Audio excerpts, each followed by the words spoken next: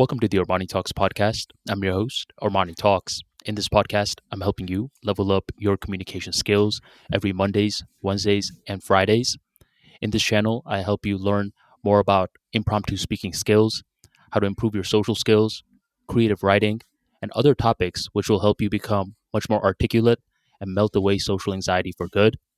To stay updated with the latest videos, hit that subscribe button right on below, hit that bell notification, and never miss another video again.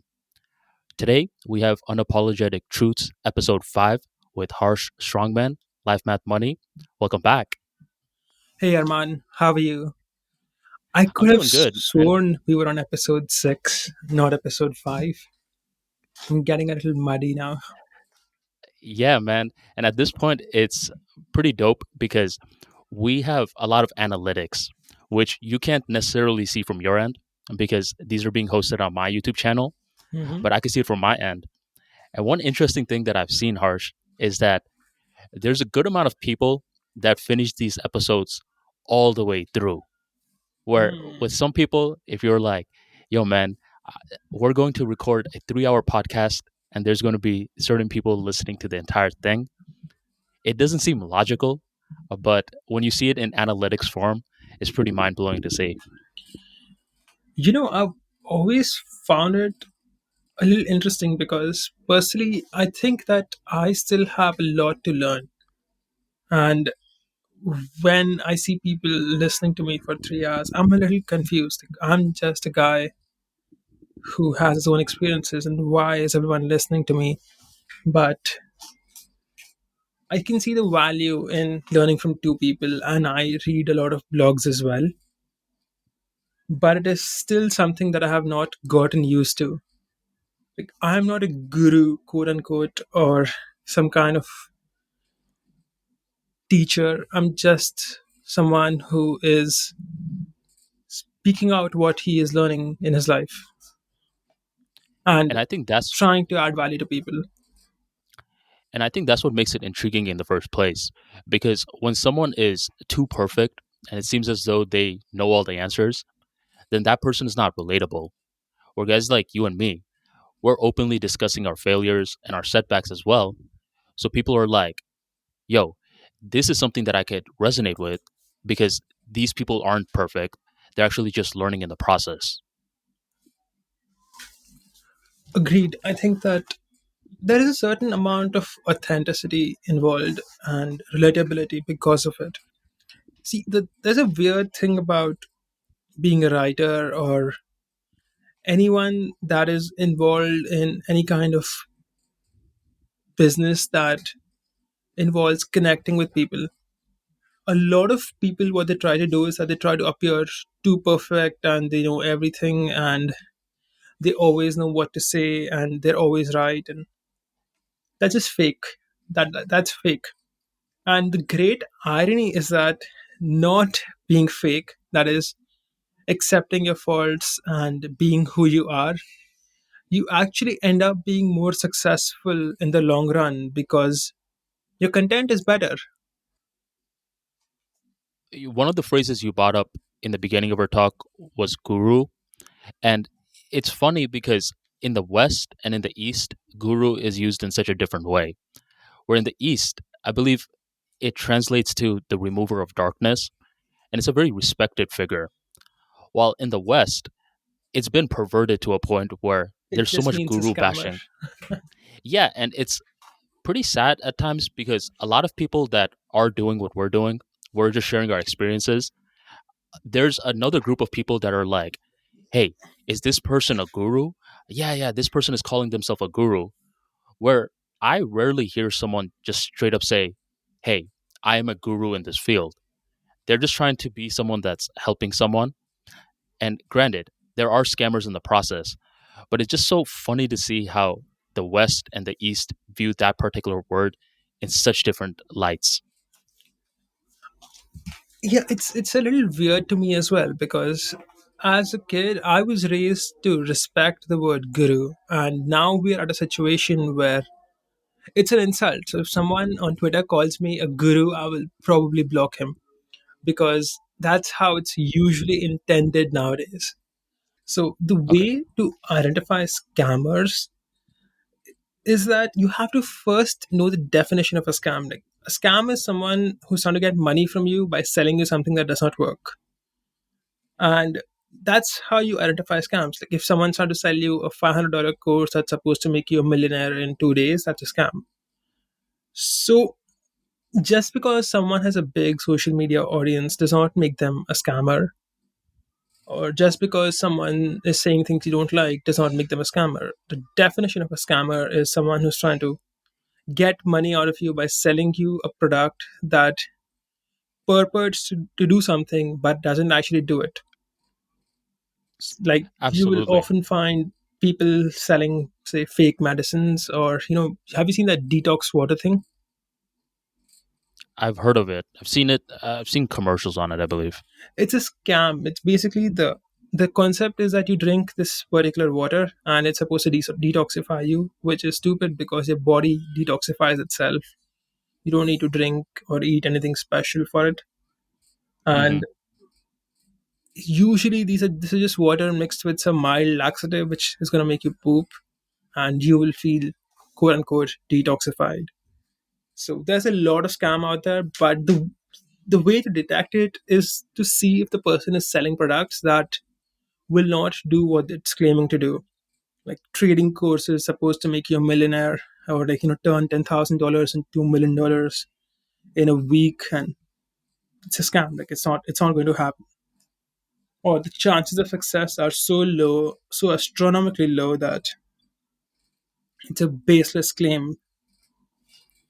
Right, man. And the thing is, anywhere that you go, there's always going to be certain people that are selling the right stuff, and there's going to be certain people selling the wrong stuff. And just to give you an example of a scam, when I was, I believe, in college, the first time I ever got scammed was when I was trying to buy websites and fix it up and resell it, or just buy websites that get passive income. And this was one of the first business models that I was introduced to. It was called virtual real estate. Mhm. And basically, have like brokerage sites where you could contact someone who's selling a certain website. So my young self, immature self, by the way, hits up this guy who's apparently selling a site that generates $5,000 every month for only $2,500. And for some reason, I mean, I wasn't someone with common sense, and I was like, yes, this is the right thing to do. So I'm over here wiring this guy money, and eventually it just ends up being some idiot overseas. And I think I was 17 or 18 at the time, and it was me and my business partner at the time who got scammed. But that was a legitimate scam. What wasn't a scam is, let's say I read a book, I don't properly apply it, and I'm like, this book doesn't work. That's idiotic. So being able to even spot people who say this is a scam, there's certain people who are telling the truth, and there are certain people who are just lazy. Agree. And I think some people just don't understand what a scam is. So some people will think that if a product is overpriced or not worth it, that makes it a scam. So if someone's selling you, say, a book, and he's saying this is a bad book, and it turns out to be a bad book, but he's selling it for $2,000, it's not a scam because he's just telling you what it is, and that's the price he's charging you. It can be overpriced, but that does not mean it's a scam. To give you a popular example of something that's not a scam, are you familiar with this chick called Belle Delphine? She got super popular on Twitter because she was selling her bathwater for $30. Isn't she that video gamer or streamer? I have no idea. I just know that she's some chick from Instagram who was selling bathwater. I have heard of that. So if no, I think everybody would agree that anyone who buys bathwater is a complete idiot. But it's not a scam if she's actually the water you're buying is actually her bathwater, and the product inside it is bathwater. Then you're getting what is claimed, so it's not a scam. Even though you might consider it immoral, unethical, overpriced, you might consider the customer to be an idiot, but that does not make the seller a scammer. Like, a scammer is someone who's selling you something that is different from the product he's advertising. Right. And it's something that you see in different interpretations. I believe there was this OnlyFans girl who said that she was going to give a naked picture of herself, and she was this very popular celebrity.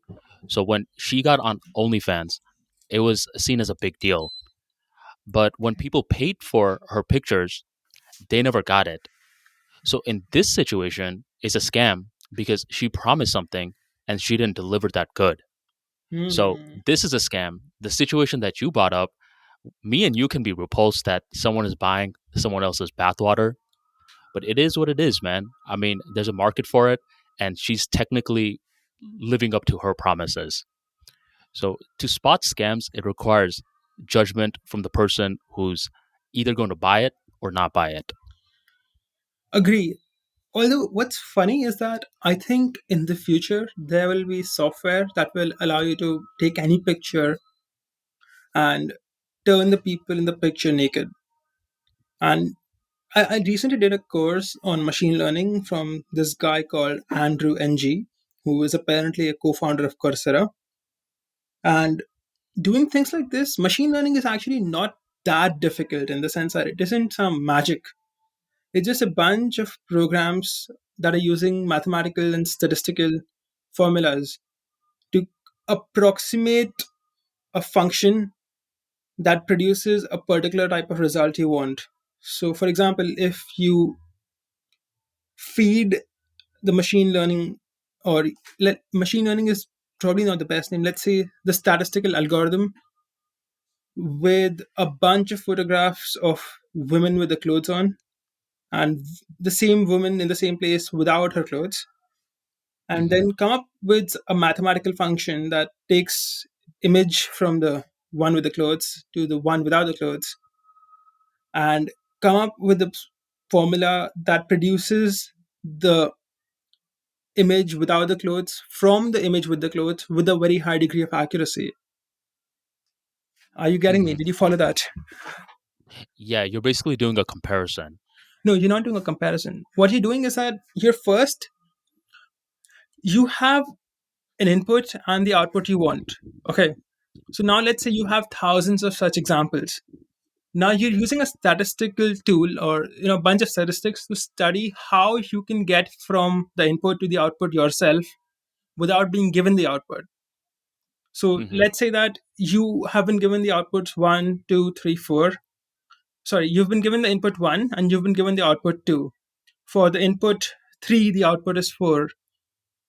So if you have a lot of such examples, you can use statistical tools to figure out that the formula is probably n plus one. That is, you add one to the input and Okay. like that. So what you're doing is that you're trying to come up with a formula that when you take any input in will give you an output that is trained on the examples you've already given it. So if you gave it a bunch of examples of dogs and a bunch of examples that are not dogs, you would have expected it to use those algorithms to figure out which patterns in that picture represent dogs, and when those patterns are missing, that means there's no dog in the picture. And it's not really that complex. The hard part is getting a lot of training data. So I think that in the future, given the amount of pornography on the internet and the fact that Hmm. computing is getting very cheap, there will be software that will be able to do things like, let's say, it can take a photo of anybody, make them naked, or change the face on any other photograph, take a video and then put a face on it, or take a picture and then turn it into a video of some kind. And these things, to some extent, already exist. So you can take an image and turn it into a talking head. And that is a little scary because you see now, you cannot trust people in pictures because of how edited pictures tend to be. In the future, you won't even be able to trust video. Dude, that's scary because I saw this one video of Barack Obama one time saying a lot of curse words. And I'm like, huh? When did Obama curse like that? And it seemed so freaking real, but it wasn't real. It was this AI generated or whatever you're speaking about right now. I don't know the exact phrase, but it was a manipulation of a video. not a picture. So if you're someone seeing Barack Obama for the first time, you'd be thinking, man, who is this guy that's cursing a lot? You just cannot tell that it was artificial. I don't think it's so bad. I think that it's a good thing because it allows you to have plausible deniability. Because, see, what happens nowadays is that the internet is big and wide, and if you make a mistake or you see something you should not have, and it gets captured on video, you're fucked. Like, the kangaroo court of social media will try to get you fired from your job, destroy your reputation, etc. But if this Hmm. technology becomes common and well known to have to exist, then you can just say it's not me, it's a fake video. Like, you have some kind of plausible deniability, and I think that the world as it exists today with the social media kangaroo court, we are better off with this than without it. Although, of course, there's a very negative impact on women because of this, because of course people are going to use it to make their friends naked in pictures just for bait. I hooked up with this girl. Look. I would bet that people who are good with Photoshop are already doing Mhm. that without telling anyone. Well, I used to have this one friend in high school who would always magically have all these different girlfriends, and him, standing next to all these different girls in photos, his arms around their shoulders. And I'm like, man, how is he getting all these girls? He's so socially awkward. He doesn't act right. What's the deal? And eventually, by senior year, we found out that he was photoshopping himself in each of these pictures. But for the longest time, man, despite him being awkward, there was this perception that he was the ladies' man, even though it was just completely made up. I just came up with a business idea, so to speak. I'm very surprised that I have never seen services that will basically do things like putting you next to some celebrity, or, you know, take a picture of some girl you like and just morph her to be nude or something like that. Like, I think that that is something that would be very high in demand, but personally I've never seen anything or anyone do it. Maybe it does happen, but it doesn't seem to be widely advertised as it should be. I shouldn't say should be. I think that, I mean, that there's a big demand there, so you would expect it to be there, but it's not. Like, you would expect the service to be very wide and commonly provided, but it just isn't. Well, you heard it here, folks. Harsh's business idea for you. If you're a go getter, Not for you. I don't think this is a business that's a good one. I think it's a no. profitable one, but I wouldn't do it personally. Well, what I do recall was a couple of years ago, there was this guy that was becoming a celebrity because he was photoshopping such realistic images of him hanging out with celebrities where it looked literally like he was best friends with them. And I remember he was going viral. I can't think of his name right now, but I wonder if he was able to monetize that virality. But there was something similar along those lines. It just wasn't nude photos or anything like that. Hmm. Now, to take that idea even further, where you could nowadays morph videos. For some reason, I just had a thought of a, let's say, a leader of a country that gets their video morphed, and it's a morphed video of them declaring war on another country, and it's being marketed as though it's real. Do you think down the line, I just want you to engage your pessimistic side for a second, that wars can be started due to morphing videos, or do you think that's beyond question? I don't think any war will start because of it. I do think that there will be a period where these technologies are, well, becoming popular fast, where people will definitely make and spread videos like these. But Hmm. I don't think it will lead to anything because, see, if a country outright declares war on you, I would think that these countries would have a way to communicate directly. Right. Like, I don't think that we're at a time where a country just declares war and goes to war, and there's there's no communication involved anywhere in the middle. So, Hmm. but I do think that there will be a period of time, I don't know how long it would be or when it would start, where these morphed images, morphed videos would start getting really popular, and it would be really easy to make them like via phone apps. I think like, it should be very simple. From what I learned in machine learning, it's a very trivial thing to do this. Hmm. And at that period, there will be some people who will be aware of this technology and some people who will not be. And the people who are aware of this will try to troll people who are not. Right.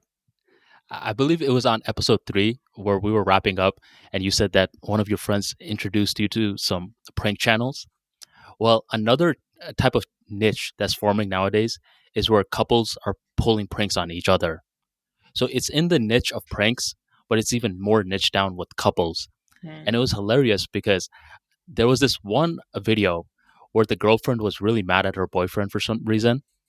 And the boyfriend kept getting that one filter on Snapchat where you put a smiling face on the other person.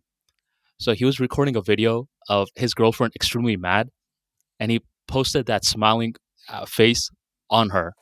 So he's like, "You see, guys, my girlfriend forgave me. Look at her smiling like this." And the girl's like, "What are you talking about? I didn't forgive you." But as she's saying this in a very angry voice, she's saying it while smiling. So you got to see the video up front, but it's very funny because now you could even create entertainment with this. Do you know what's interesting with these things that people do online is that these things tend to move in waves, in the sense that there'll be some trend that'll get really popular and then in some time it'll die down when everyone's doing it. So when you say there's people playing around with these smileys, Hmm.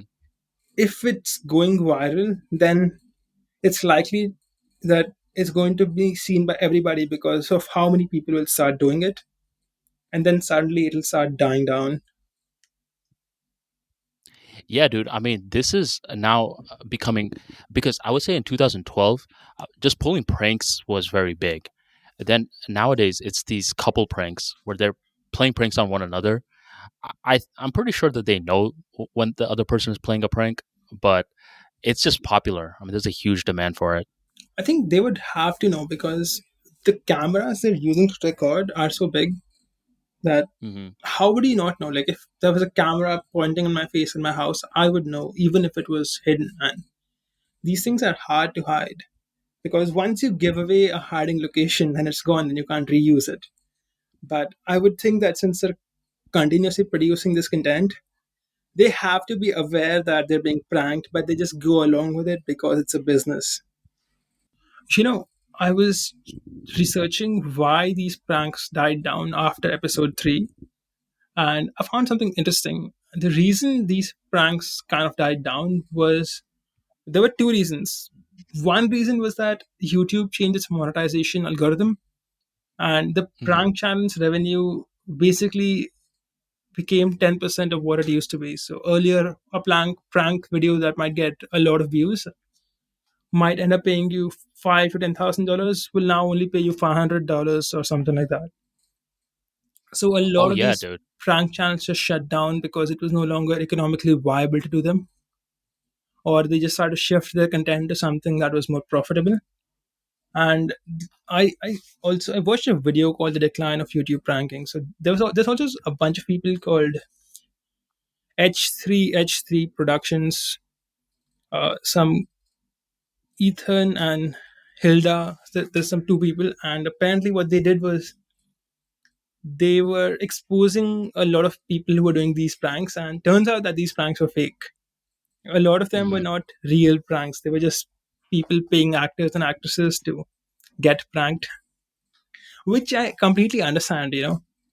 Because the way the internet works is that things have to keep escalating. Like if you saw one type of content, for you to watch something again, it would have to keep getting spicier and spicier. And the type of content pranks on the public is that to keep making it spicier and spicier, you're getting into the territory where you're actually just hurting people and getting yourself into legal trouble. Like if your first prank was pulling someone's chair, then your next prank has to be pulling the chair and then kicking him in the face or something like that. Hmm. So you would get to a point where you would want to hire an actor because there's no fucking way you're gonna do that to random people on the street and not get your ass beat or end up in jail because of it.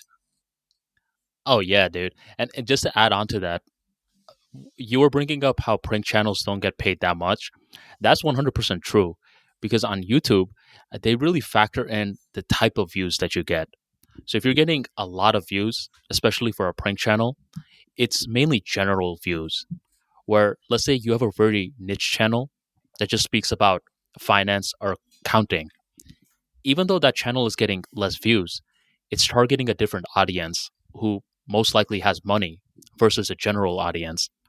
So if you're already over here doing pranks, and maybe you're putting your life on the line, plus you're not getting paid that much, at that point, even if I'm the prankster, I'll be like, well, let me get some of these actors coming in so we could spice it up. Because for most of the people that are watching these, I don't know if they really care if it's real or not. They really just care for the entertainment value. That's my personal 2 cents why I watch prank videos. You know, Do you watch it for any other reason? I don't think that it's just about entertainment value. I think that people want them to be real. And if people know that the prank is fake, then it's less entertaining, even though it's the same video.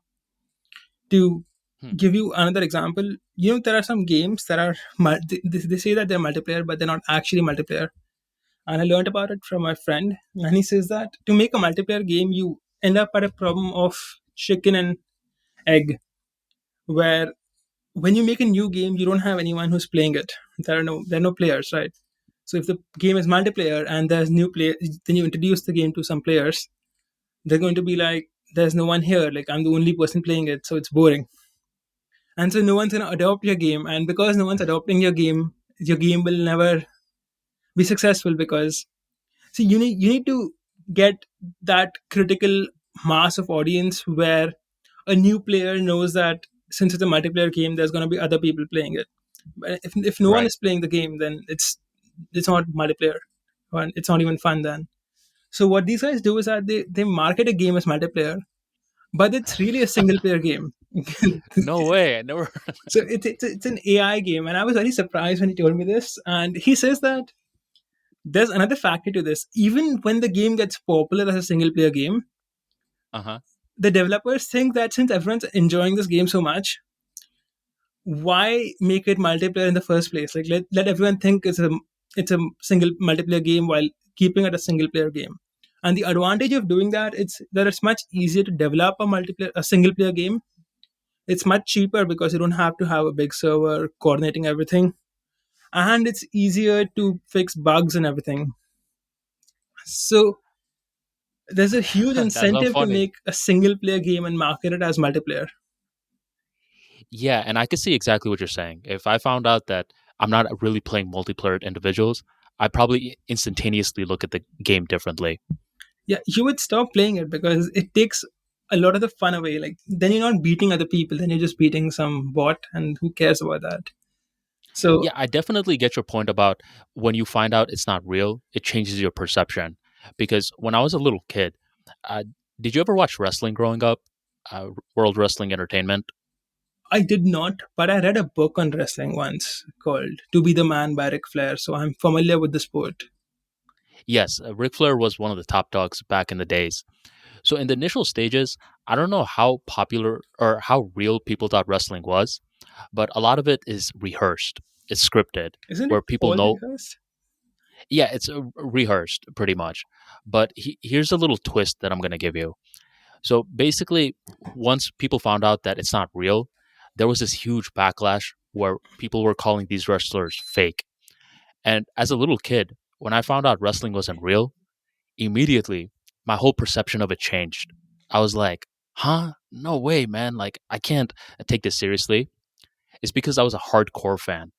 I think for general fans who just watch it, they didn't really care. They're like, whatever. I mean, it's funny to watch anyways. But as a hardcore fan, my perception changed. Now, a few years goes on by, and I would say 2 to 3 years ago, I met this very popular wrestler, Batista, in the Tampa Bay Mall, and he's this big wrestler that turned into a professional actor. You know, he made the movie Guardians of Galaxy. I know you don't watch movies, but it's a pretty big blockbuster. So as we were talking, he said that he loves to act a lot because it doesn't have this toll on his body. And as I was speaking to him, I saw that wrestling, yes, it's technically fake in terms of it being scripted, but the baggage that it holds on these people's bodies is insane. Where some people have spinal injuries for the rest of their lives, their collarbone is loose, they can't walk straight. Some of them have like brain damage. And that's when I started to understand why people who are professional wrestlers, they hate it when you call them fake, because there's a lot of sacrifice behind the scenes that goes on. Apparently, they're on the road like 250 days out of the entire year. I'm like, bro, man, that's insane. Just going from location to location, uh, just to basically serve as entertainment for someone else. So I started to see both sides of the argument. Where yes, it's fake, but there's another part of it where there's so much risk still being taken despite it being fake, which still makes me respect the art form as an adult that my little kid self suddenly lost respect for. Hmm. I think of it as, even if the guy is working very hard, what he's doing is essentially acting. It's a fake thing. So I think of this whole fake wrestling thing the same way I think of plays and theater, where sure these guys are working really hard, but they're doing nothing important. hmm To be honest, Well, that's how I also think of real sports like cricket and football. I think they're just wasting their time and doing something that, like, they're essentially dedicating their life to hitting a ball with a bat, and I don't see the point of doing that. I know people don't like to. I know the fans of those sports are like, this is an important thing, but like, no, it's not. If you take top chess players, and I love playing chess, but I would not dedicate my life to playing chess. It's a board game. I will not become a chess player professionally. Like, I don't see the point of. It's a waste of a life, in my opinion. hmm. So you're not, so you don't necessarily respect competitive sports too much. I don't disrespect the people who do it, but I think of it as the person who's doing it is not doing anything meaningful, at least from my definition of meaningful, in the sense that he isn't doing anything to add any anything other than entertainment to human society and human beings, and he isn't he isn't creating anything useful or something that will last a long time. I think that I think of them as all as entertainers, even if the sport is real or even if it's fake. Like, they're just entertaining other people. hmm See, I think this is one of the points that I believe in a few of our episodes we normally disagree on this part, because I personally see that competitive sports, yes, they're not necessarily providing any practical, useful value, such as creating a certain service, but I think they provide a lot of symbolic value, where guys like Muhammad Ali, they can serve as inspiration, and that inspiration can translate into something that's very practical. I And just to give agree you an there. example, I agree with you there. I think that a lot of it is very inspiring. To give you an example, I was reading a book called Into Thin Air, and that got me into basically learning a lot about how the Mount Everest is climbed and its history. I researched quite a bit on it, and I found it super inspiring that humans decided to do this. And I even tweeted, I think, that white people are insane.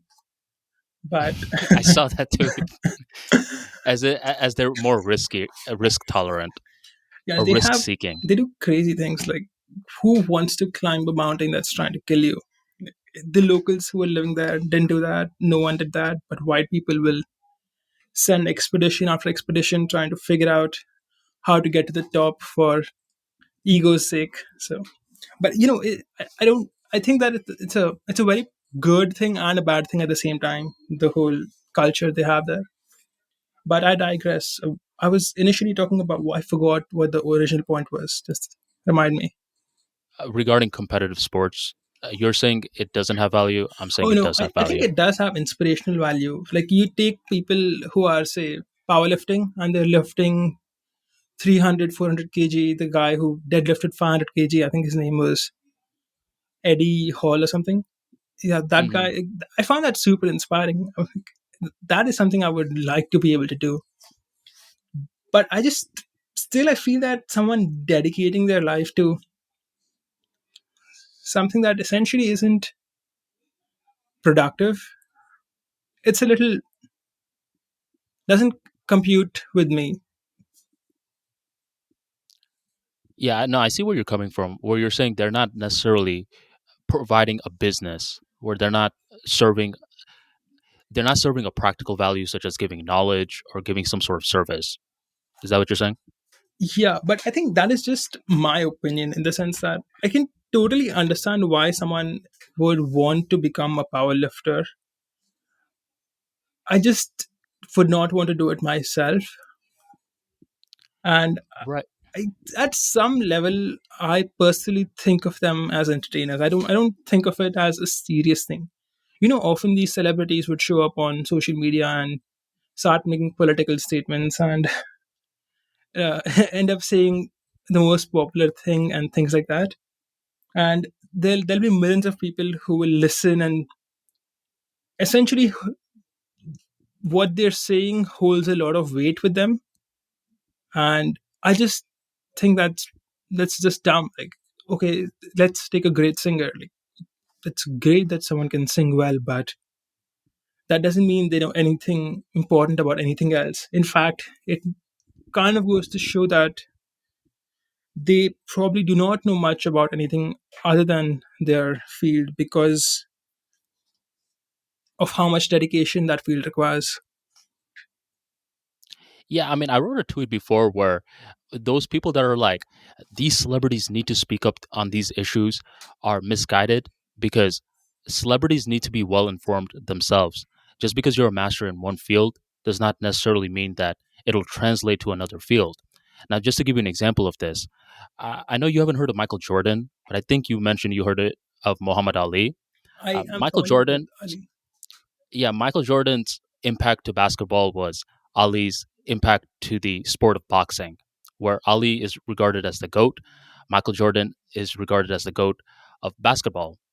One of the main criticisms of Michael Jordan was that he was not too politically involved, where he didn't give his opinions on political issues enough. And his detractors are like, well, that hurts his legacy. My thing is, why does he need to be politically involved? Sure, if he's well informed on the topic, then give your opinions. But no one's necessarily living the life of Michael Jordan and the behind the scenes stuff, where to even create an opinion is not just simple as creating an opinion. Instead, it has a lot of moving variables that only Michael Jordan is aware of, where a journalist that's critiquing him is not aware of.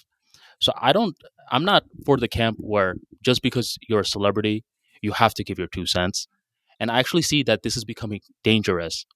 My point in regards to uh, athletes serving value is beyond a little bit beyond just entertainment value. I believe if you're an entrepreneur who is having your back pushed against a wall, because entrepreneurs have to wake up every morning and they're pretty much going through a lot. And there's no one book where it's like, hey, this is how you become an entrepreneur from A to Z. So to be a successful entrepreneur, I think you should be extremely knowledgeable in multiple different fields. And that's where athletics can plug in beautifully.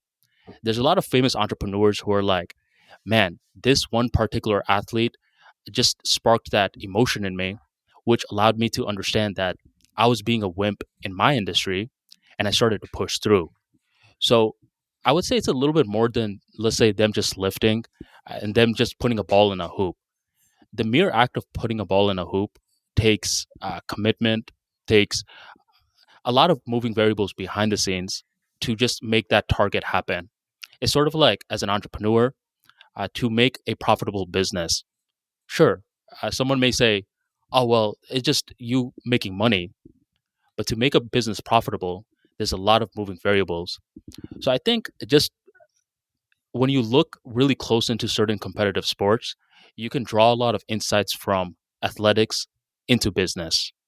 Arman, I I think that I agree with you. I think that you might be conflating mastery as a whole with just competitive sports, in the sense that all the inspirations that you said are to be drawn are being drawn from mastery, and that someone has mastered something to an extent that no one else has, and they're brilliantly good at something, and that's what's inspiring. If you take something like wrestling, which is fake, I don't think it inspires anybody because there's no mastery involved there. It's just acting. So if you take something like, I was watching a video of Japanese people making knives, and apparently it takes them a long while to make knives, but the knives are very high quality, and they have been doing this for generations. And Hmm. that's a level of mastery that's very inspiring. Like, these guys are doing something that is world class, and I think the inspiration comes from there. Like, to the guy you're saying, some Michael Jordan. Michael Jordan, yeah. So if you take this guy is a footballer, and he's very good at playing football. In fact, he's trained all his life to do it so well. And you respect the mastery and not the game, because the game is just a game. Are you getting me? Like, if I he get what you're was saying. a master in something else, you would still feel just as inspired by his level of mastery in that particular thing.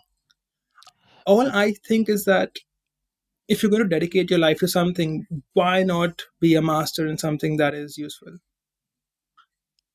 I see what you're saying. Back to the wrestling example, real quick. Younger me stopped respecting wrestling because I was viewing it from the lens of wrestling. When I found out they weren't real wrestlers, I'm like, man, you guys aren't skilled. But older me, the person that invested in public speaking and communication skills, rewatched wrestling, and I found out that these people are skilled MCs. Where just imagine this, where you have to speak in front of a crowd, a live show, by the way, and you have to speak in front of an MC without fumbling any of your words.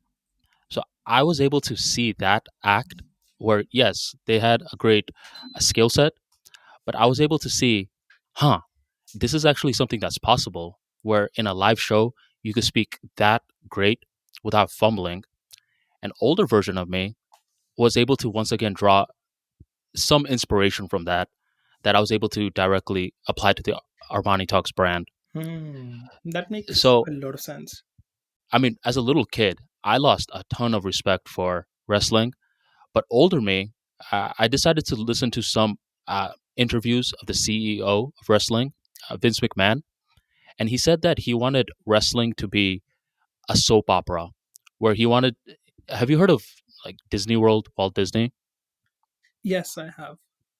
Yeah, so he wanted to basically create these characters that people can resonate with, and they basically show and perform through the act of wrestling.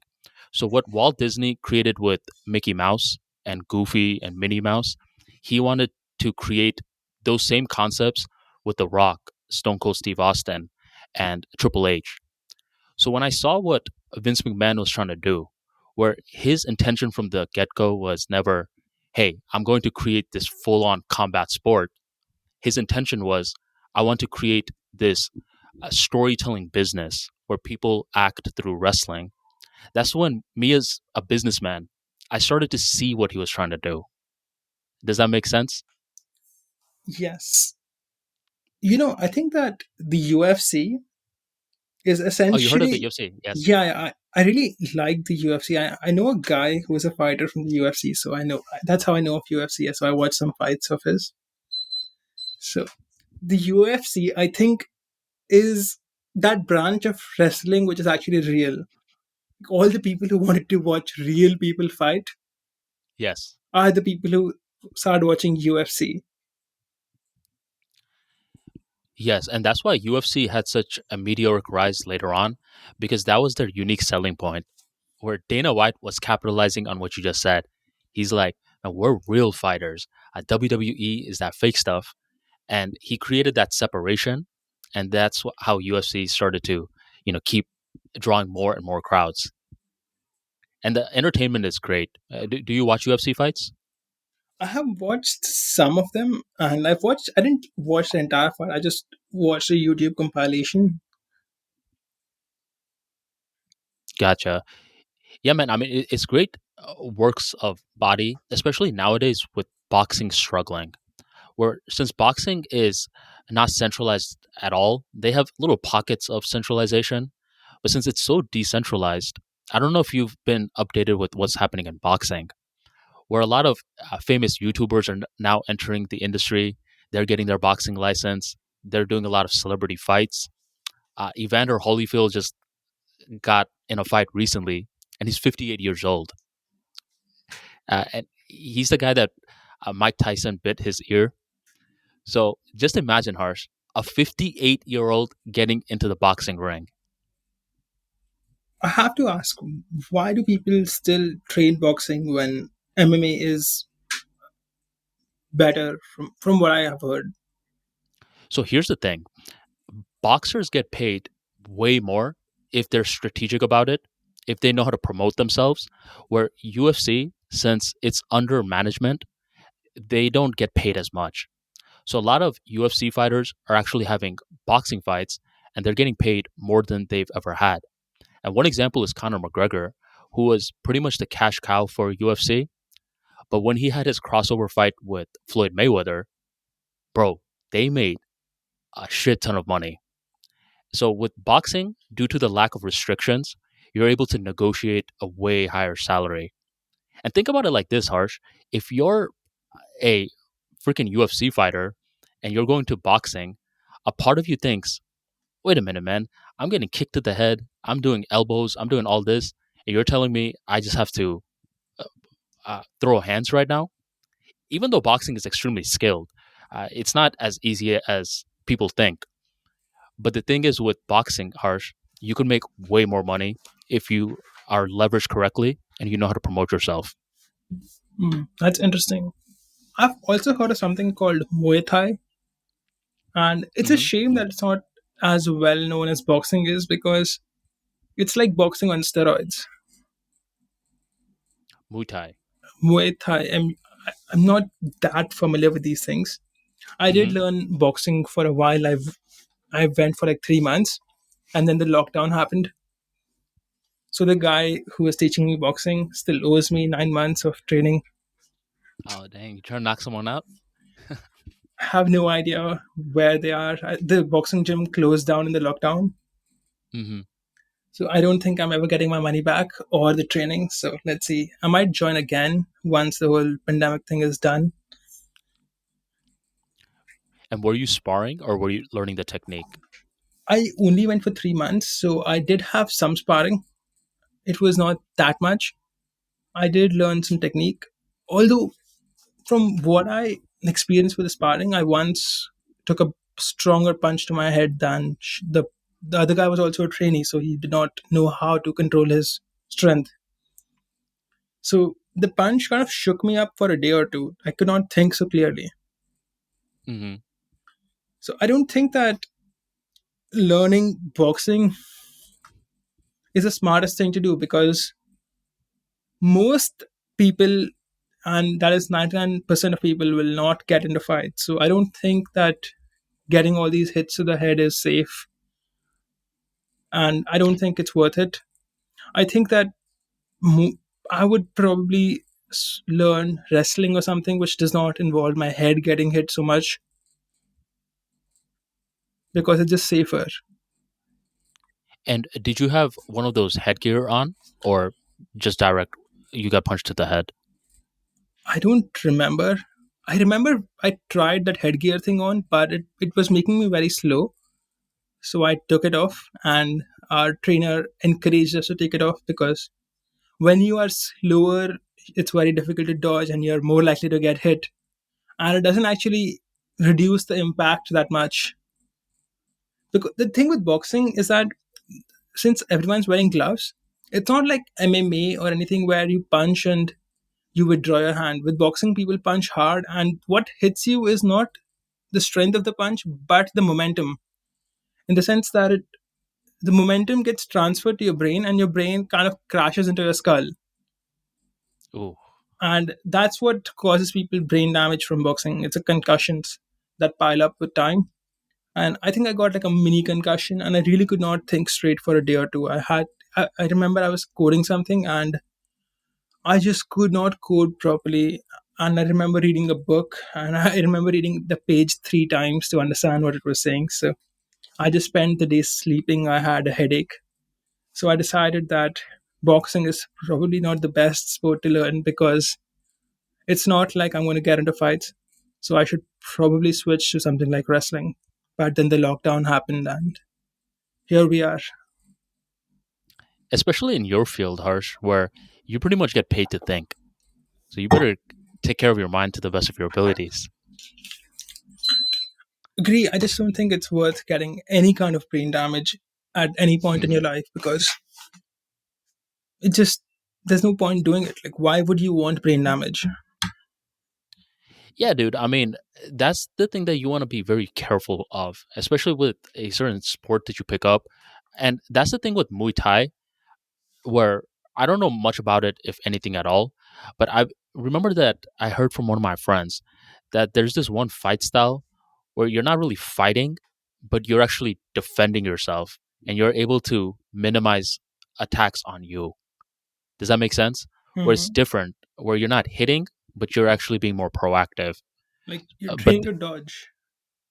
yeah, I mean, is it judo or I don't know much about these fights, but they call it martial arts for a reason. Where people that are into this stuff, they know the science, the details, the artistic side of it behind the scenes as well.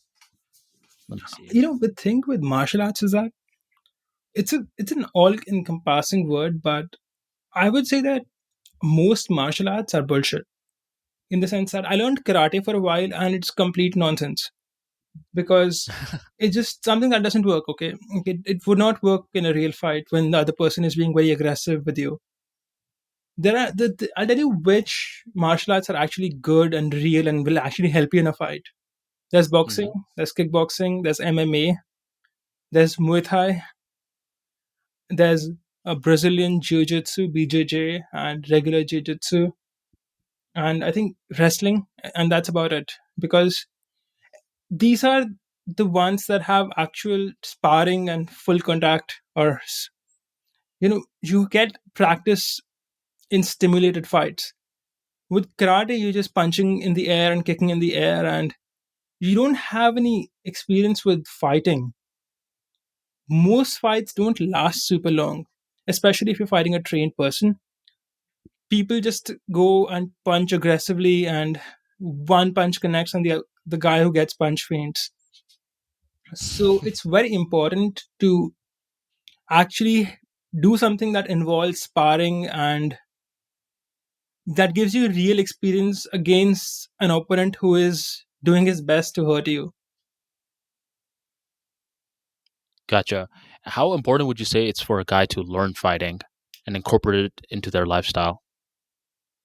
It depends. If someone is lower in confidence and has self doubt and doesn't feel strong, it's extremely important for him to learn how to fight, because it's going to fix those things. And when you can beat up somebody, it changes your demeanor a little bit, and that shows you end up being more dominant, and people respect that. But when someone already has a lot of self confidence and doesn't have self doubt issues, there is still a lot of advantage in learning how to fight, but it's not a game changer. So if you learn how to box or you learn wrestling, it's still going to be advantageous. It's going to make you fitter, and in the off case that you do get into a fight, it'll be of use to you. But it's not going to change your entire world or your existence. So it really depends on who is learning. I would Hmm. recommend most people do learn some kind of fighting. From my experience, I would personally learn something like wrestling, because I don't think it's a very good idea to get punched in your head repeatedly. Yeah, and a lot of just famous fighters in general, if you hear their origin story, a lot of them used to get bullied, which made them double down on learning how to fight in the first place. If you've been bullied in your life, I definitely think you should take up fighting. I would strongly recommend it. Yeah, One beating thing, up your bullies. no, I don't think that's a good idea because, see, when you beat up somebody, you run the risk that you're gonna get sued, and then you have to fight a police case, and it may or may not be worth it. It really depends on the situation and the person's temperament. I know people who are so aggressive that they just don't care if they go to jail. Like it's not a big deal for them. Have you ever been bullied before? Not too much. I think everyone's been bullied a little bit, but nothing that would shake me forever. Right. There was this debate that was happening on this one popular men's podcast where one guy was saying, I believe that bullying is a good thing and people need to be bullied more because it makes men stronger. While the other guy was like, wait, what? That's the No, no. dumbest thing It, ever. yeah, it's dumb. But it was just, it was unique to see the different perspectives because the guy that was making the case for bullying was extremely good at articulating himself, while the guy that was against bullying would stutter a lot. So it was just funny just hearing them interact with one another because you never hear the case for bullying. And this guy was so convinced in his thought process where he started to explain why he thought this way. And his family apparently moved from Sudan, and he used to get bullied a lot, him and his best friend, and this apparently made him try to double down, get stronger, become more powerful. And now that one friend that used to get bullied is a professional football player, and this guy who's making the case for bullying hosts a very successful men's podcast.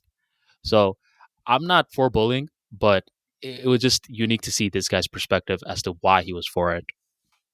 You know, there's a lot of arguments that can be made for and against something, but you have to look at how things are actually going on. And regardless of whatever arguments that are for bullying, which this guy is saying, if you look at the people who are being bullied, I don't think it's Mhm. right to bully someone, and I don't think that it should be encouraged. And I think that it leaves deep psychological scars in the people who do get bullied because Oh, these guys will carry it forever. Like this is not something you're gonna forget. So I don't think it's right, and I think it's very naive to think bullying is good because let's extend that argument. Why is it wrong to bully adults then? Like how about we start bullying that guy? right, Then he absolutely. won't think it's such a bright idea. No, and it was ironic that you just said that because next week his brand was getting attacked nonstop, where a mob was coming for him, and each video was getting hugely disliked, and he was getting bullied himself. What I personally meant, Harsh, is that let's say you are someone that's getting bullied. So for me personally, there was a period nonstop when I was a little kid. I used to get made fun of my accent a lot, and just for being very quiet. And basically, if someone is getting bullied, where you can, tell your parents and your family about it. Where for my case, I use that as the opportunity to, double down on the speaking skills and try to create that niche for myself. So basically my thing is if you are someone that's getting bullied, I- you can make other people aware, or you could just keep doubling down and keep getting better in your own right. But yeah, I 100% am against that, where you're just like making fun of someone for the sake of making fun of them. See, from what I can tell, and I did get bullied a little bit back in On school. what? On what? Anything particular? I think it was a little bit for my voice, and I think at least I'm told by other people that I have a weird accent. I just don't hear it myself. I think my voice is normal. Yeah, I think, and I used to be a bit chubby, but nothing. It didn't. So I know some people who did get bullied a lot, and I can tell that it left a psychological scar on them because in the future, let's say 5 years from now, when I do talk to them, they still are not as open as normal people are, in the sense that they are some of them are a little reserved. And I think that the bullying is a factor into why their personality is like this. I think that taken the right way, some people can use it as fuel, but you can use any negative experience as fuel. That doesn't mean that Hmm. negative experiences are good or should be encouraged on people. Because where do you draw the line? Is killing people good? Like, if you kill someone's friend, it might motivate them to become much stronger out of a desire for revenge. So is that a good thing or not? It's not. So Right. I think that there are better ways to make people stronger than bullying them. I think that would be my argument. Yeah, yeah, and I don't think we're even opposed on this one. Where I'm for that as well. Where you shouldn't just be picking on someone for the sake of picking on them. But let's say you are someone that's getting picked on. I believe you could even use this as a moment to become better. Where it may not make sense now, because when I was a youngster, bro, I didn't really get it. Where I was like, man, my voice isn't that bad, or man, my accent isn't that bad. And to add on to that, where you were a little chubby for your age, I was very skinny. So I would get skinny shamed a lot too. So I was getting made fun of for being shy and for being skinny. And that's something that just over time, for the first couple of years, it weighed down on me. But over time, I'm just like, man, this is actually powering me up because I'm getting the worst parts out of the way. And it's kind of like when someone chokes on their first speech, which for me, I talk about it on the My Story section of ArmaniTalks.com, where I break down that one of my first opportunities to speak, I pretty much choked on stage and I didn't say a single word. And what was very traumatizing at that moment was eventually something that served as fuel. It gave me a chip on the shoulder because I got the worst part out of the way.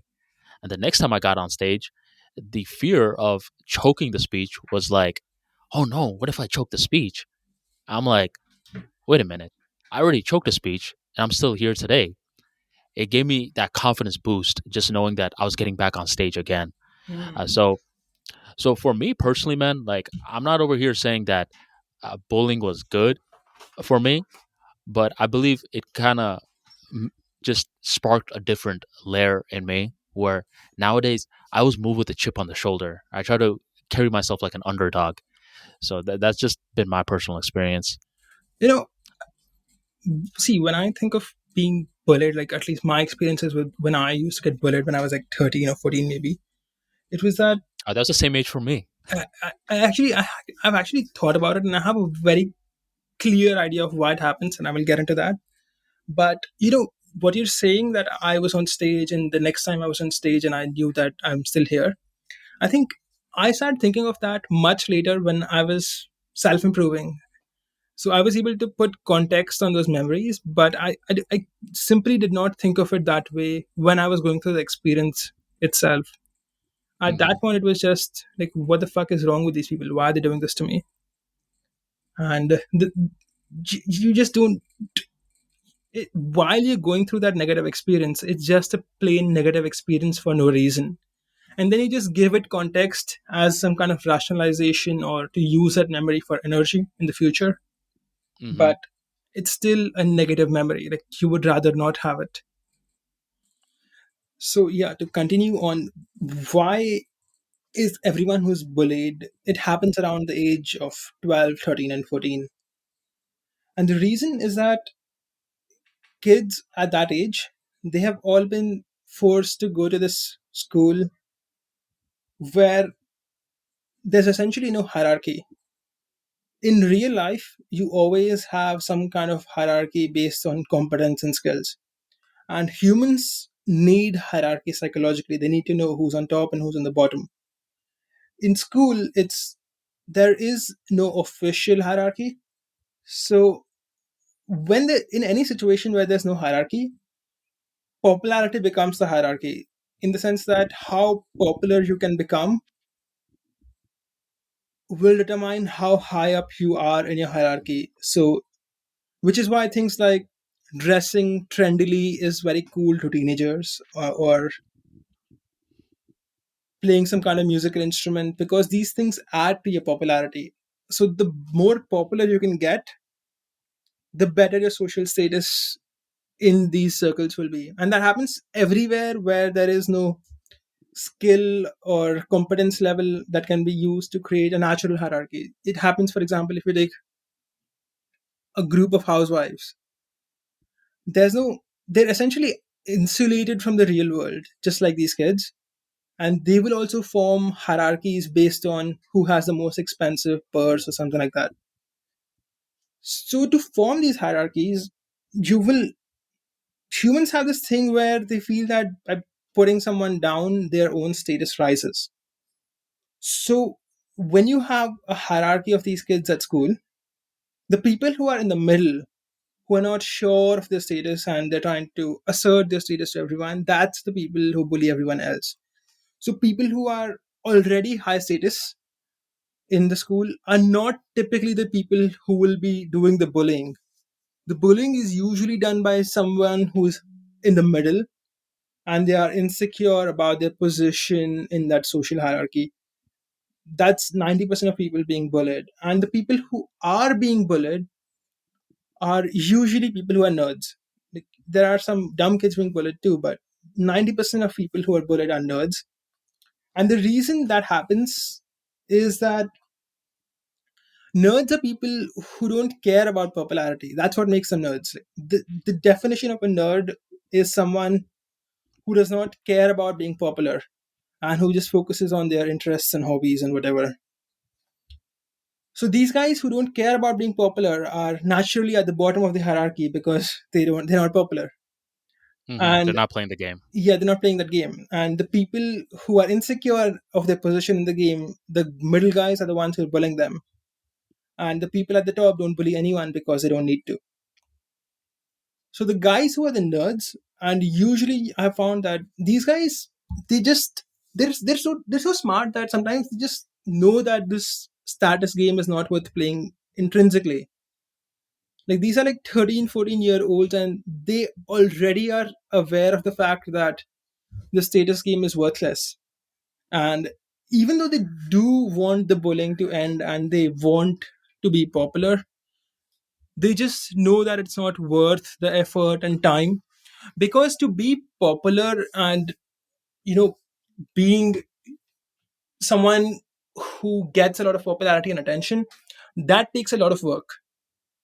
And some of the most popular people will spend a lot of time working on being popular, like figuring out the best trends, the best songs to listen to, and trying to manage their reputation in school or whatever. So these guys are actually working very hard. It isn't something that happens passively. The popular kids are popular because they're working at it.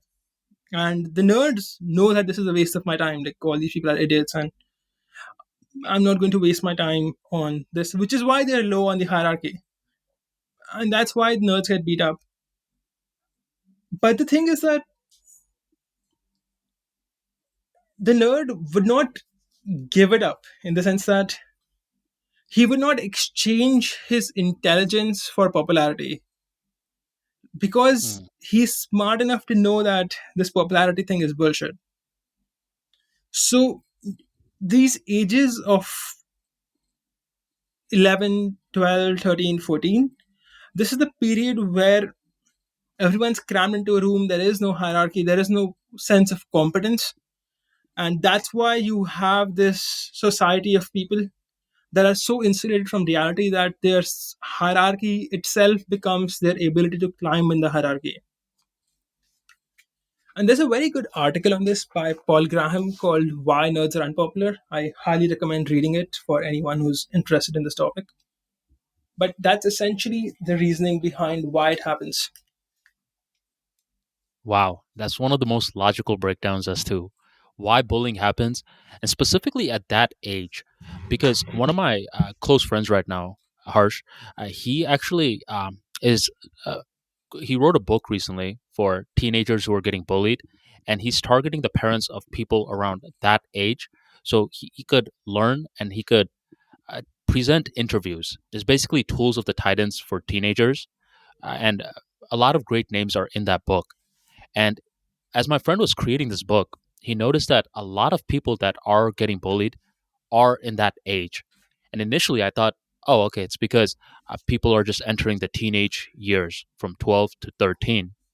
But I really liked how you reasoned it out and broke it down with hierarchies and everything.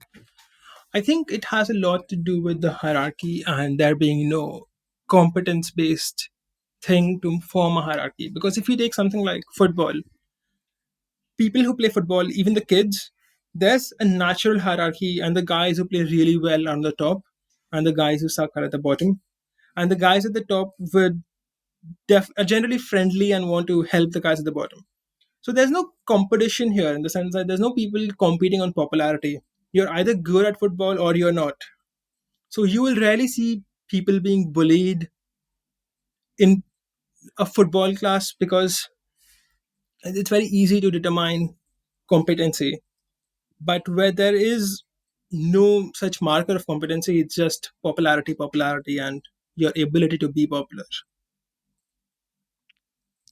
And just to be popular, I mean, you said it yourself, it requires a bunch of work. You got to keep staying updated with the trends. And you naturally need to either care about these trends or need to care about being popular for you to just keep updating your software routinely. Have you ever heard of this book called The Long Tail by Chris Anderson? Have not. It's a great book, and I believe it was written almost a decade ago. Basically, he's an economist, and he's very familiar with modern technologies, with new media, and he's talking about how we're transitioning from a hit economy to a niched economy. And that long tail is basically this statistical representation where there's a huge spike in the beginning, and the more and more that you go along this curve, the smaller and smaller it gets. And you just need to Google image the long tail Well, to I'm understand what I mean. familiar with what a long tail graph is. Yeah, and basically, companies of the past, Harsh, they were predominantly trying to appeal to the beginning of the curve to generate hits, right? Mhm. But what Chris Anderson noticed was that the tail, it never goes to zero. There's always at least one person or two people at least buying something. So what he started to do was he started to poll different companies to see how much of the revenue the long tail makes up for their entire system of profits. And he was shocked that a lot of the times when you're focusing on these tiny little pockets of revenue that you're getting from things that seem, it doesn't even make sense. He found out that the long tail at times can make more money than the actual hits. And just to give you an example of this, im- uh, you've heard of Netflix, right? I know you don't watch Netflix, but you've heard of Yeah, it. I am aware of it.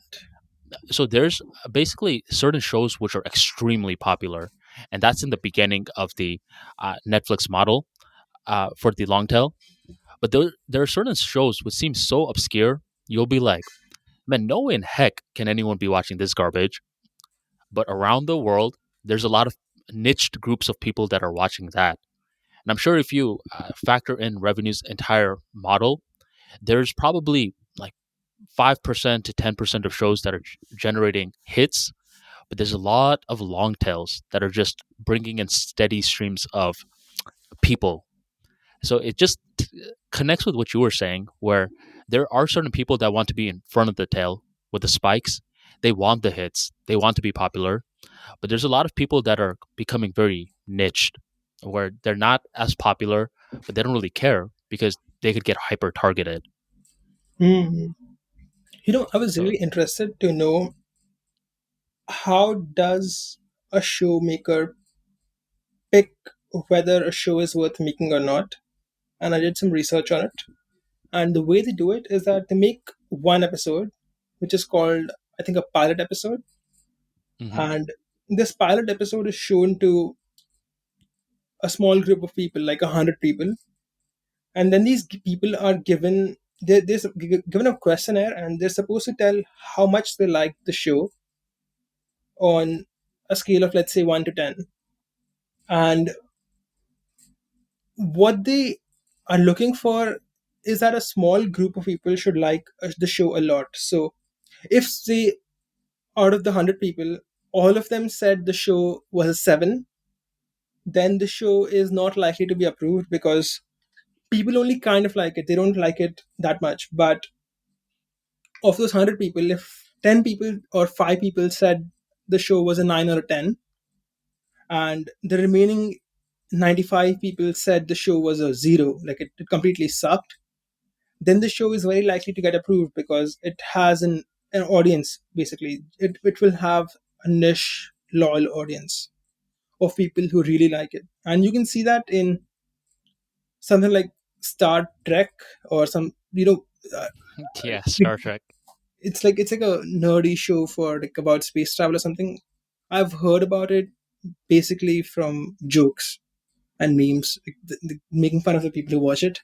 But the fact that someone's watching it shows that there is some niche of people who really love it, while everyone else doesn't care. Like, I would never watch something like this, but I know for a fact that there's people watching it. Otherwise, why would there be so many memes about it?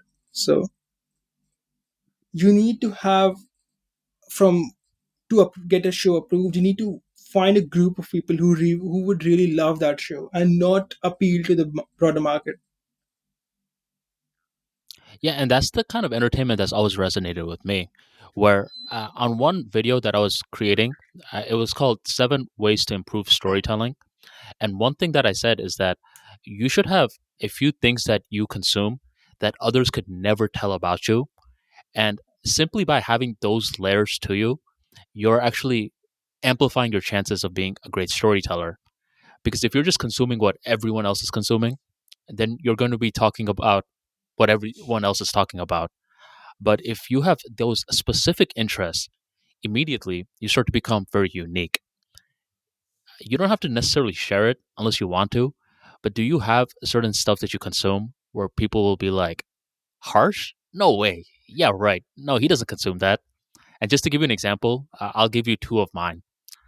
So, two of mine, Harsh. Well, one I already mentioned. I love these prank videos, not only because it's funny, but I use it as mind junk food, especially after I've been thinking a lot the entire day. But two other videos that I love watching, one is battle rap, and I don't think you've heard of it, but it's basically like UFC for rappers, where two people are competing against each other and rapping out disses to one another.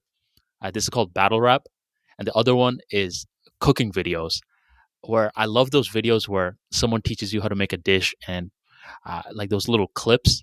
Those videos are normally just 10 to 50 seconds. So those are two things where someone's going to be like, Armani? No way. Yeah, right. Do you have something like that? Mm, You don't have it, to say it, but just do you it's basically? I don't think so. I don't really consume that much media, to be honest. And so for me, it's very difficult for me to give a digital example because there's so few. I do It like doesn't even have reading to be books digital. that, okay, here's something you will find very interesting, that I will often pick a book that on a topic that is something that I would never really care about, or you would not think that I would read a book on that topic. For example, I read a book on wrestling and I haven't even seen a game of wrestling. I just picked it up out of the blue. So I read the autobiography of Ric Flair, and I haven't even watched a video of Ric Flair.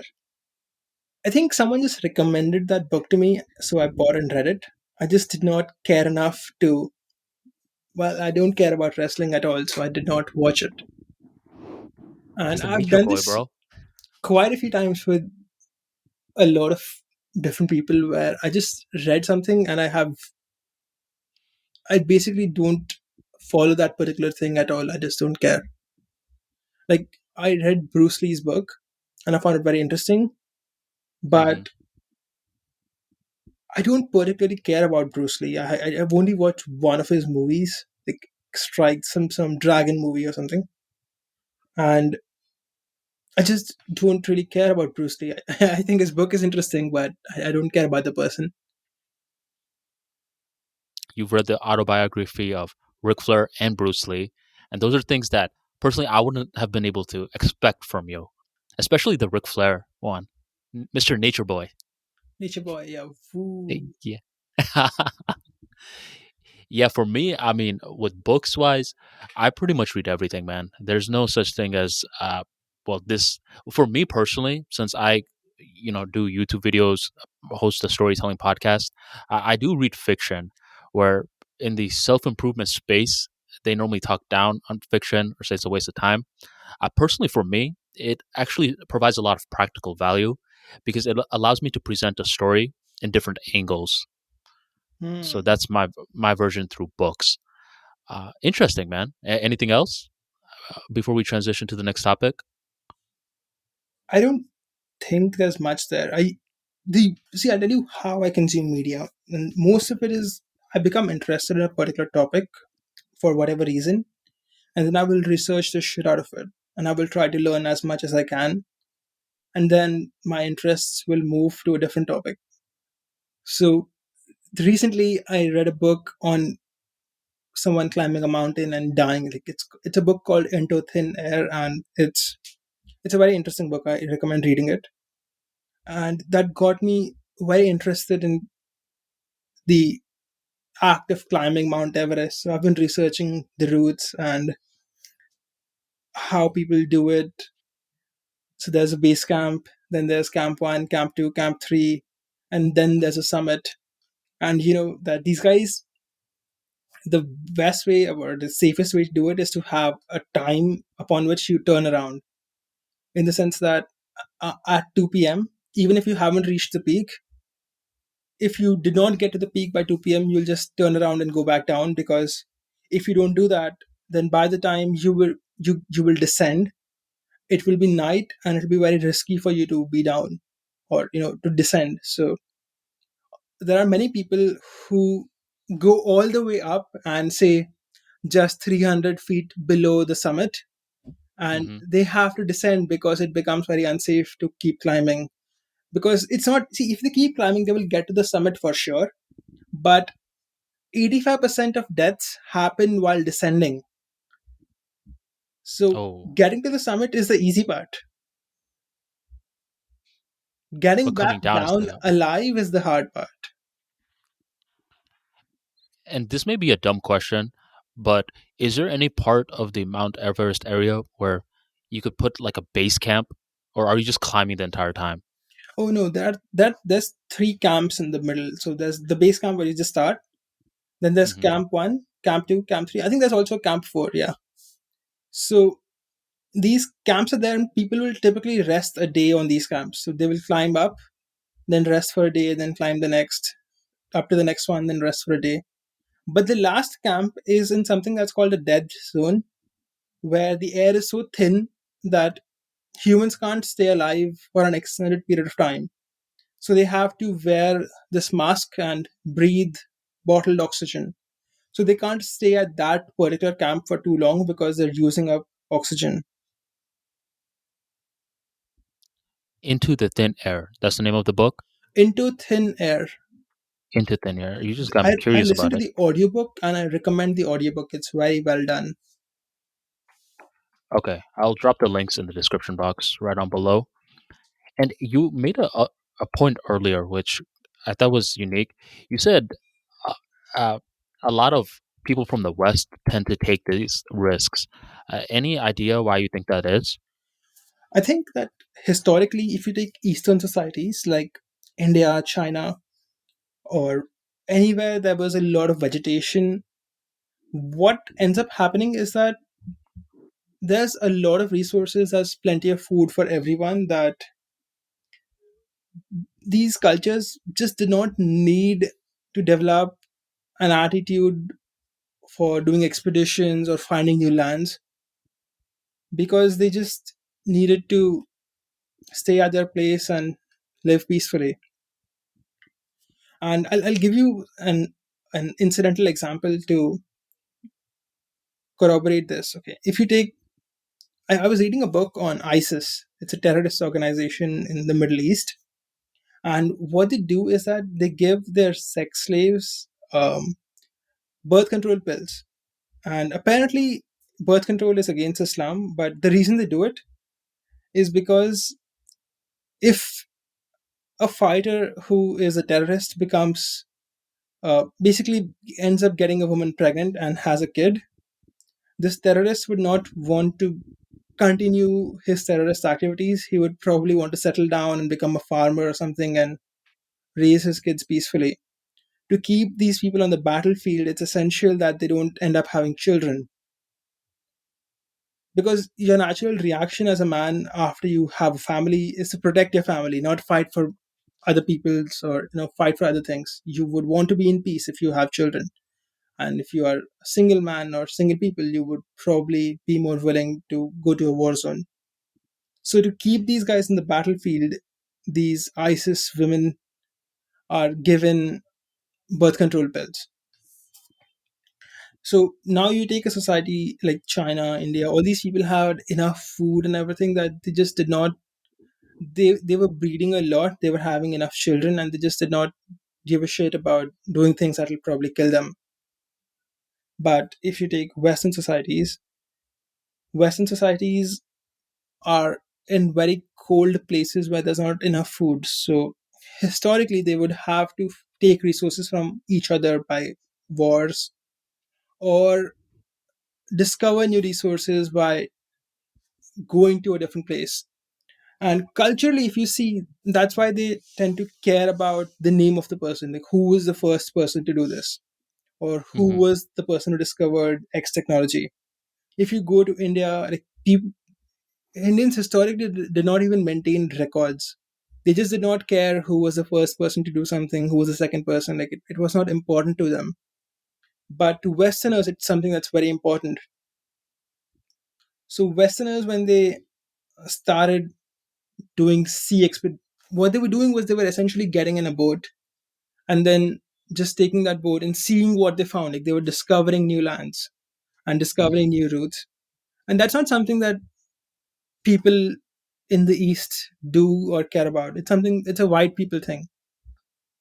So if you take the Mount Everest, there were all these locals living there forever, and they just did not care about climbing Mount Everest. Like, why would they do that? Like, if they do that, there's a 99% chance they would die, and no one cares. Even if they did get to the top, like, who cares? It's just Well, not a what I've part of their noticed, culture. absolutely, what I've noticed, Harsh, since living in the East and the West, I've noticed that the West is aiming to conquer the external world, while the East is often trying to conquer the internal world. Yeah, that's a myth. Where Like you think so? The East is not trying to conquer the internal world. The East is just trying to become like the West. Like maybe that was true like 5,000 years ago, but the East of today is Right. a poorer version of the West. Okay, so let's just assume the old school East, where old school East, they had a lot of these frameworks that I think are very revolutionary for controlling the mind, with meditation, understanding the different components of the mind. Where if I'm trying to learn more about mindset, I'm trying to go to the East. Where the West, I mean, there's a lot of these people that are considered the godfathers of psychology, but it's very surface level, in my opinion. Where in the East, I believe they have a 4D understanding of the different components of the mind, how to tame it, how to concentrate it, and how to amplify it. And have you ever seen that debate between Jack Ma and Elon Musk? I saw a YouTube video where people were making fun of Jack Ma because he was just not getting the questions and the jokes. Well, it's hilarious, dude, because it was one of the most awkward interactions I've seen in a long time. But just seeing it from the context of East versus West, internal versus external, it starts to make a lot of sense. Where for a guy like Jack Ma, the whole idea of going to space and all this stuff external doesn't make any sense. You'll see him multiple times constantly saying, I want to know how to conquer myself or go in. And for me personally, I wouldn't say Jack Ma communicated his ideas properly, but I was able to see what he was trying to say and Is why that English interaction his was first so. language? I don't think the guy primarily speaks English. I think that's why his communication skills are poorer. Yeah, it wasn't only the his accent; it was just the way he was delivering it, where he was saying that the whole point of going to space is pointless. He doesn't see much use for it, And if you're someone who's being introduced to Jack Ma for the first time, in that interaction, he seemed pretty rude. But I believe they just started off in completely different fundamental beliefs, where one person was saying, let's understand how the human being works on a very deeper level. And the other person is like, let's see how the external world works on a deeper level. Hmm. I So you think said nowadays you think the East is filtered. You want to expand on that? I think it's just perception where people in the West seem to think that Eastern people are a lot into spirituality, and that's just not true. I think it's not true. Eastern people are not spiritual. They just call themselves spiritual. I think that, see, in the West, Eastern cultures are very exotic, so they tend to stereotype it. If you take Buddhism, Buddhism is Mhm. stereotyped as this religion about meditation and peace and non-violence, but that's not what Buddhism is about. Like, if you read the tenets of Buddhism, it's not about peace and non-violence. It's just not. Like, it's just stupid to think that. If you take the Shaolin monks that are actual, they have a history of going to war and things like that. So it is not about peace and meditation, but to market these things in a positive light, these things are stereotyped to become about meditation, Buddhism, meditation, peace, love, compassion. But if you think about it logically, can a society actually exist on compassion and love? They cannot. They'll get conquered by everyone left and right.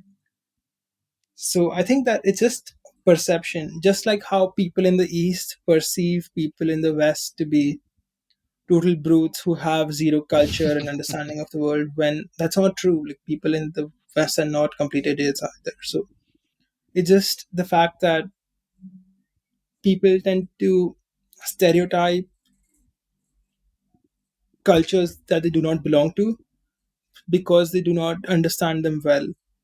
The Eastern people, at least the people of today, if you take India, we have a lot of people who will call themselves Hindus, Muslims, but they don't even know the tenets of their own religion. They just call themselves Hindus. Just saying that you're a Hindu does not make you a Hindu. Like, if you take, you will have a lot of women here who are feminists, okay, and they will say that I am a Hindu or I'm a Muslim. You cannot be a feminist and be a Hindu or a Muslim because they are completely different things. Like, Hinduism does not say men and women are equal at all.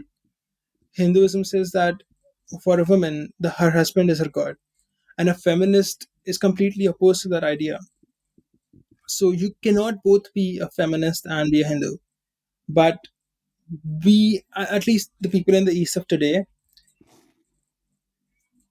no matter how much Westerners think that the East is a very spiritual place, it might you have been in the past, but the people of today are just people who call themselves spiritual and religious, but they are not. They're just people who are pretending to be.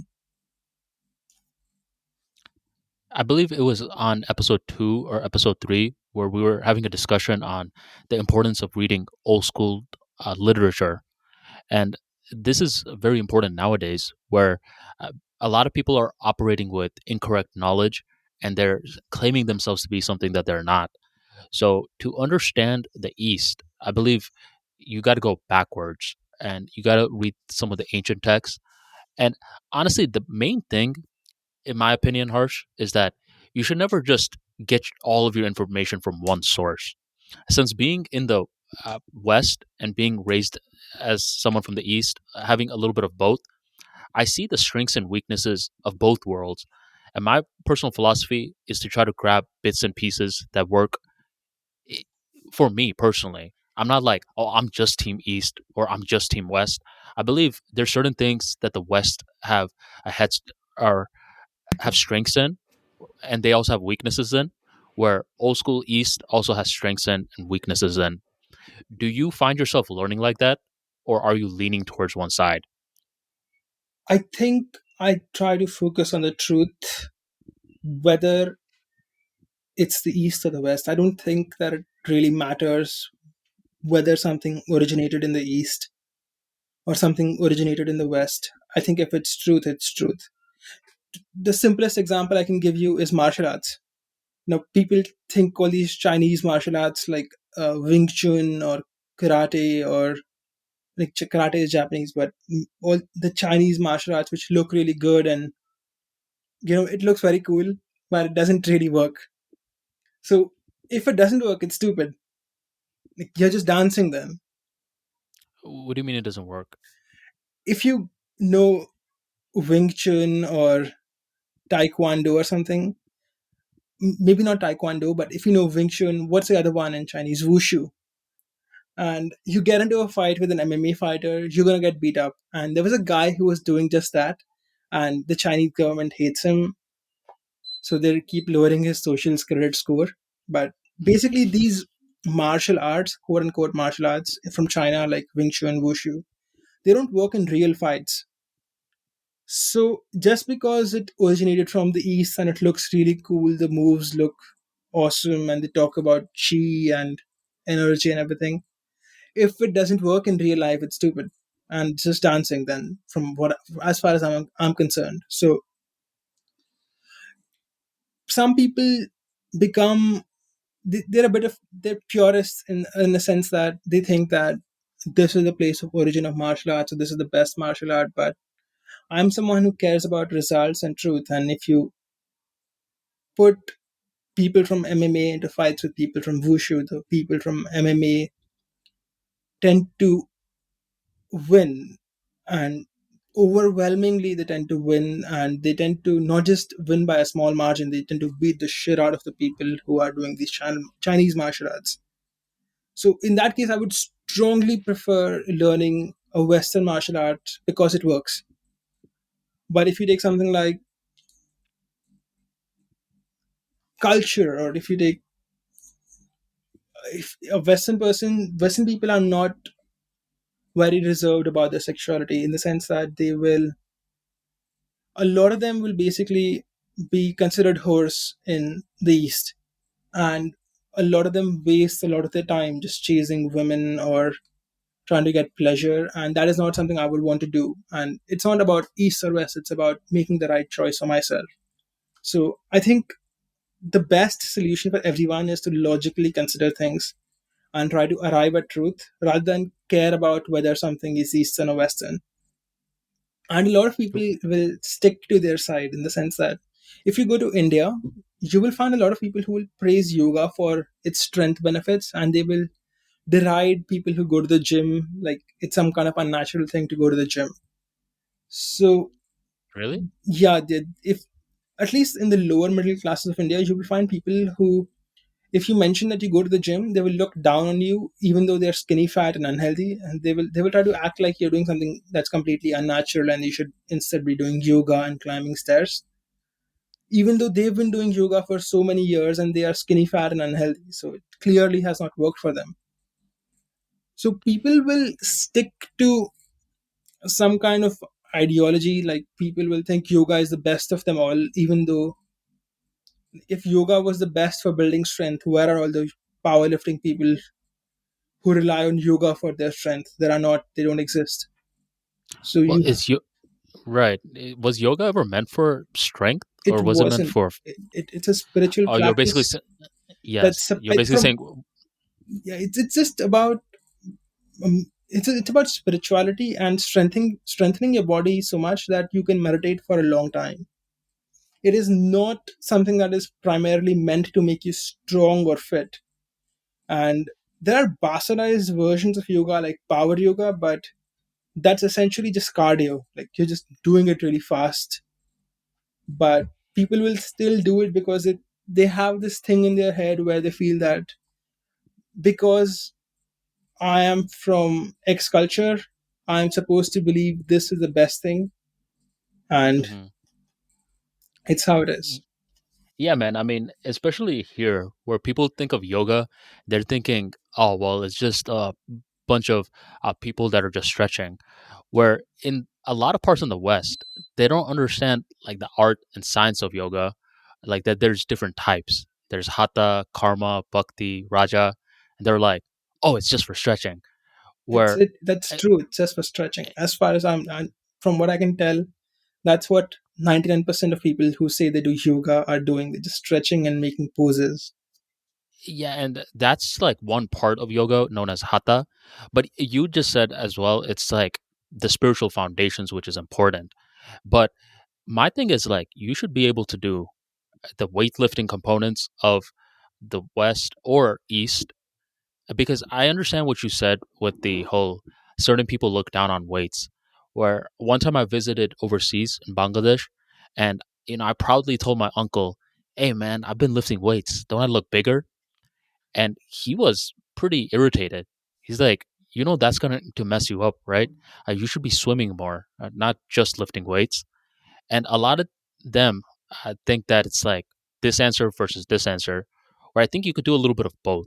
I think you can do strength training, then you could gently incorporate in some hatha yoga as well for stretching. But as you said, like the whole hatha yoga, there's something deeper to it. It's not just stretching, it's for union. Theoretically, yes. See, there's a difference between how something is in its true form versus how it's generally practiced. I would say that maybe someone who's truly doing yoga is getting a lot of spiritual benefits out of it. But I would say that 99.9% of people doing yoga are just stretching. They're not spiritually focused in the first place, so they're not getting any of that. So they're just stretching and they're thinking that they're doing something something that's exercise or making them strong and fit, when they're really just stretching and doing a bit of cardio. It's not making them muscular or stronger.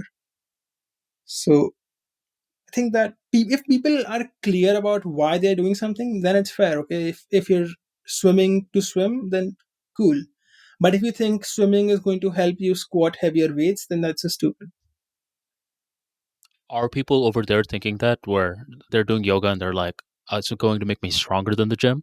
Or are they doing There it are predominantly people who for other think reasons? yoga does everything, and if you Google yoga curing cancer, you will find people in India saying that yoga cures cancer. It's just, I don't want to call yoga a scam because the true practice of yoga is not a scam, but most people who think that yoga is going to cure their cancer or going to make them very strong and fit and ripped is just not going to happen. You are not doing the right thing for it. And that's not yoga's fault. Yoga is a completely different thing from what they're doing. What they're doing is like dancing in yoga formations. That's a good way of putting it. Well, that's why, I mean, you always got to know who you're learning from. Or if you're going to learn yoga, you should be learning from a swami who practices it and who's very diligent in understanding the fundamental principles in regards to it, rather than someone who's just trying to get their yoga business off the ground. See, And Arman, I think that it's not about that. I think that people just don't have, like, most people who are doing yoga don't actually care about learning real yoga. They're just people who want to lose weight, and they think that yoga is going to help with that when it's not. Like, their goal is not to learn yoga, their goal is to lose weight. So I think that they should do something that is focused on losing weight and actually works.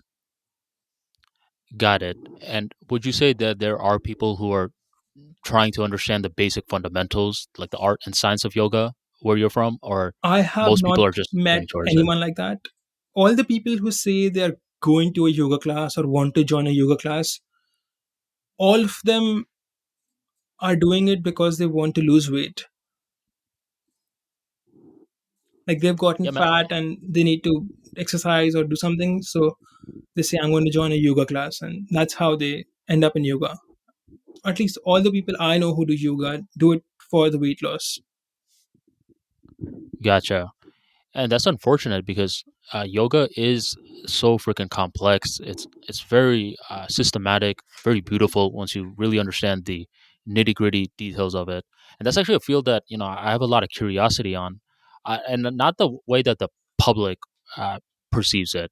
Just the fashion statement that we are talking about. I'm talking about the really nitty gritty details, building concentration, the spiritual part, the working without becoming attached to your results. These are the stuff that interests me. And that's why when I do find articles on it, I find, or articles or just people that are very well versed in it, these are the people that can give you insights regarding the mind that you're not going to get in a book. And it's kind of unfortunate that this ancient science technology is just, kind of being diluted. Well, I wouldn't say it's being diluted in the sense that all the people who want to learn it truly can still do it. It's just being commercialized, and when things are commercialized, this is what happens.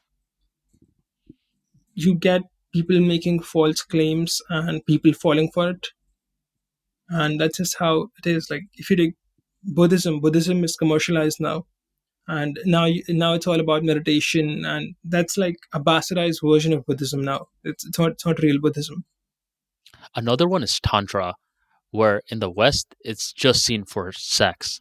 While the ain't, are you familiar with Tantra? I have heard the word, but I don't really know what it is. It's supposed to be Yes. some kind of magic, right? Like tantra mantra. No, I mean it's. So I'm not gonna speak too much on it because I wouldn't say I'm knowledgeable on it whatsoever. I have enough awareness to admit that, but I do have certain people that are moving here, and they're just very shocked when they are seeing tantra get commercialized, and it's just seen as a way to become better at sex. While, well, they tell me a lot of the details regarding it, about. Nah, I can't actually speak on it because I don't want to give out any false information. But it's apparently much deeper than it's being portrayed to be in the mainstream. See, usually if something is in the mainstream, it's probably been bastardized already. Because these things are usually that very difficult. Like if you take real Hinduism, real Islam, real Buddhism, the things are actually very difficult to follow. Like they involve real sacrifice and effort, or disciplined in your. You have to be very disciplined in your life, and no one wants to do that. So you end up with these bastardized, easy versions that don't really give you much. If you take something like, um, have you seen those commercials where they give you something uh, that just vibrates your stomach? Like it's like a vibration device on your stomach, and it's supposed to help you lose weight. Yeah, I've seen those before. That's bullshit. And that's a bastardization of the era where technology was helping people solve real problems, Hmm. and now they have made this which doesn't work. You'll see a lot of musicians do that as well. When they were first coming up, they had this niche group of fans that are like, "Yeah, this guy makes good music." And in the music industry, when you're considered to sell out, that's when you stop making music for that group and you start to commercialize a lot of your songs. And it's just a lot of generic hits. I had a question for you, Harsh. Do you ever see Life Math Money becoming so freaking big that it's starting to attract a mainstream crowd that you didn't intend? Or is it already happening? Because you're It at north it's of happening, 200,000. and the reason why I will often tweet out things that will make me lose followers is to keep my audience purer, in the sense that I don't want a large audience who I have to censor myself or appease in any way. So I will often say things that I know are going to be super controversial and going to make me lose 1,000 or 2,000 followers. And the reason I do that is to get rid of all these people who keep trying to pigeonhole me into their own thing. So you thin the herd with certain posts. When I hit you up for this recent podcast, it was hilarious because at the time it was Life Math Money, the Simp Slayer. I got mobbed for something, and when I get mobbed, I usually put up Simp Slayer or something funny just for the context of all the people who are mobbing me. Like, this is you. Like, you're a simp. And simps make very, they're very easy to mobilize, in the sense that usually when you say something that feminists don't like, all these simps will just start defending them because in their mind this is their sexual strategy. They think that if I defend this woman online, she will sleep with me. Like at some level they think that. Do you recall why you got mobbed recently? It happens so often that I don't really remember, but I think it was You're like, for I lost count. saying that it's I don't see why someone would want to marry a 28-year-old woman or older, because marriage is about children, and these women are not likely to give you lots of children or healthy children. And you had a bunch of these 28-year-old or 30-year-old women who were single getting mad about it for obvious reasons. And then you had a lot of soy boys and simps try to mob me. So I changed my name to Simp Slayer and ran a sale and made a lot of money. You ran a sale. I will Well, usually run a sale if I'm being mobbed. It's a very practical thing to do.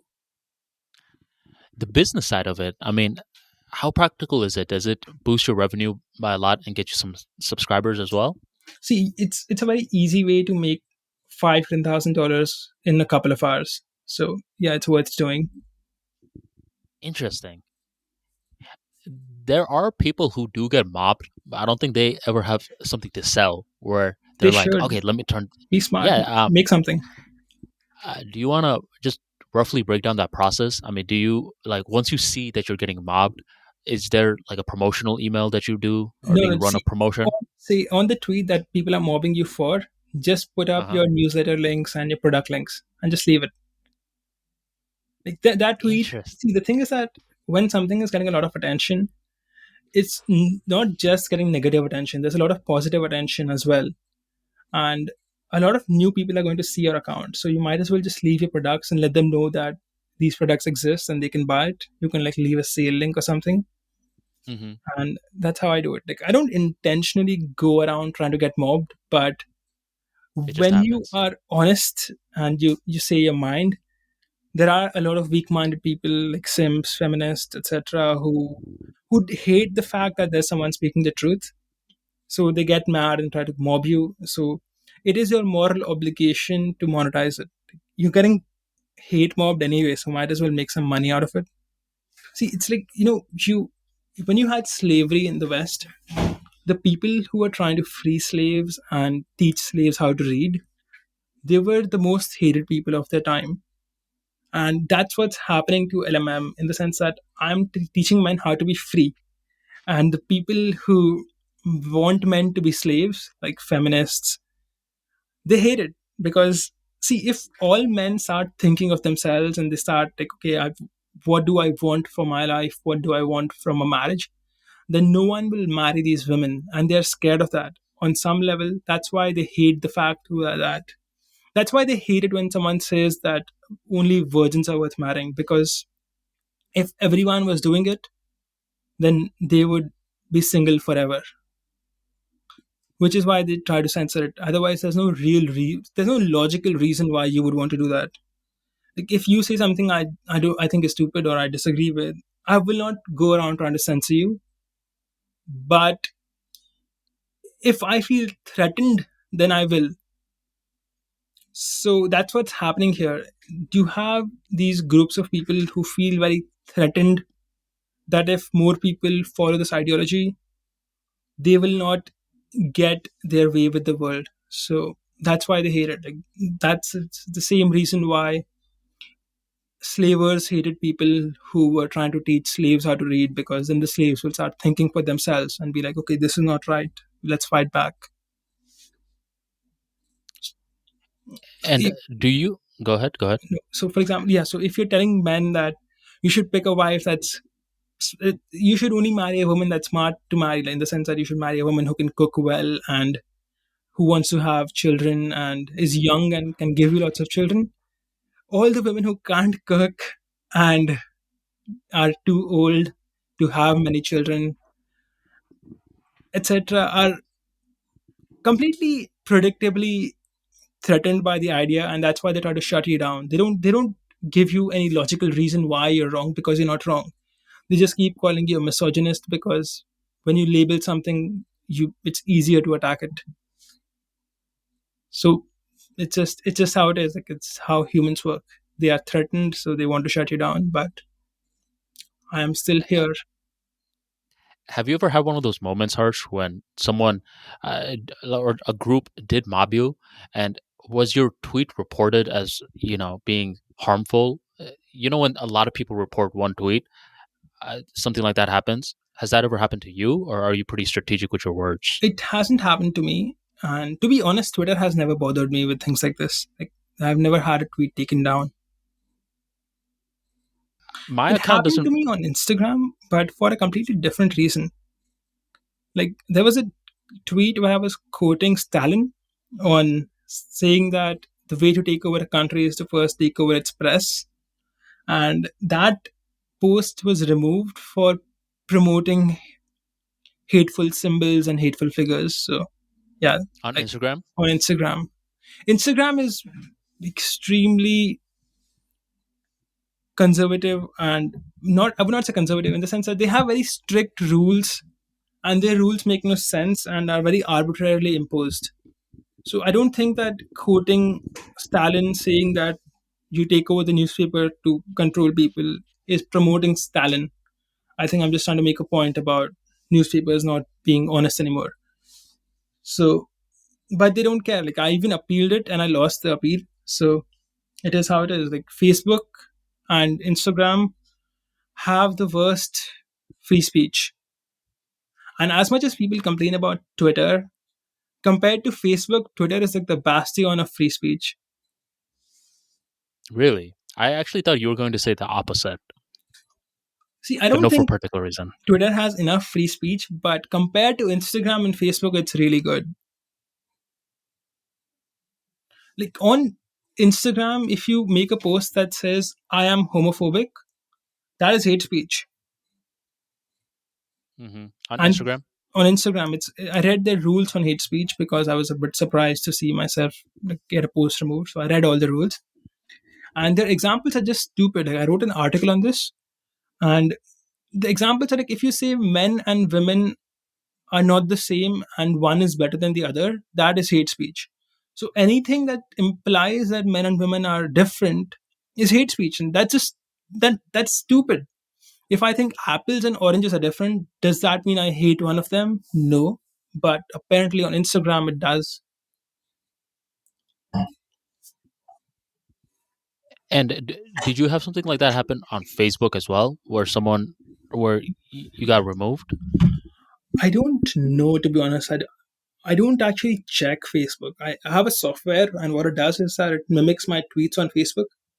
But I Hmm. think the last time I logged into Facebook was like a year ago. So I have no Gotcha. idea. Yeah, dude. So with the Armani Talks brand, I haven't really had that many controversial tweets. But one of the things that became really controversial was a hilarious one. So I basically made a post saying that one of the most toxic things are slow walkers. And, bit of it was irritation because there was this one time when I had this perfect path to myself. No one knew about it. And basically, I'm a pretty, I wouldn't say a fast walker. I'm a person who walks with purpose. And eventually, it got to a point where a lot of different people found this path, and it shocked me how freaking slow certain people walk.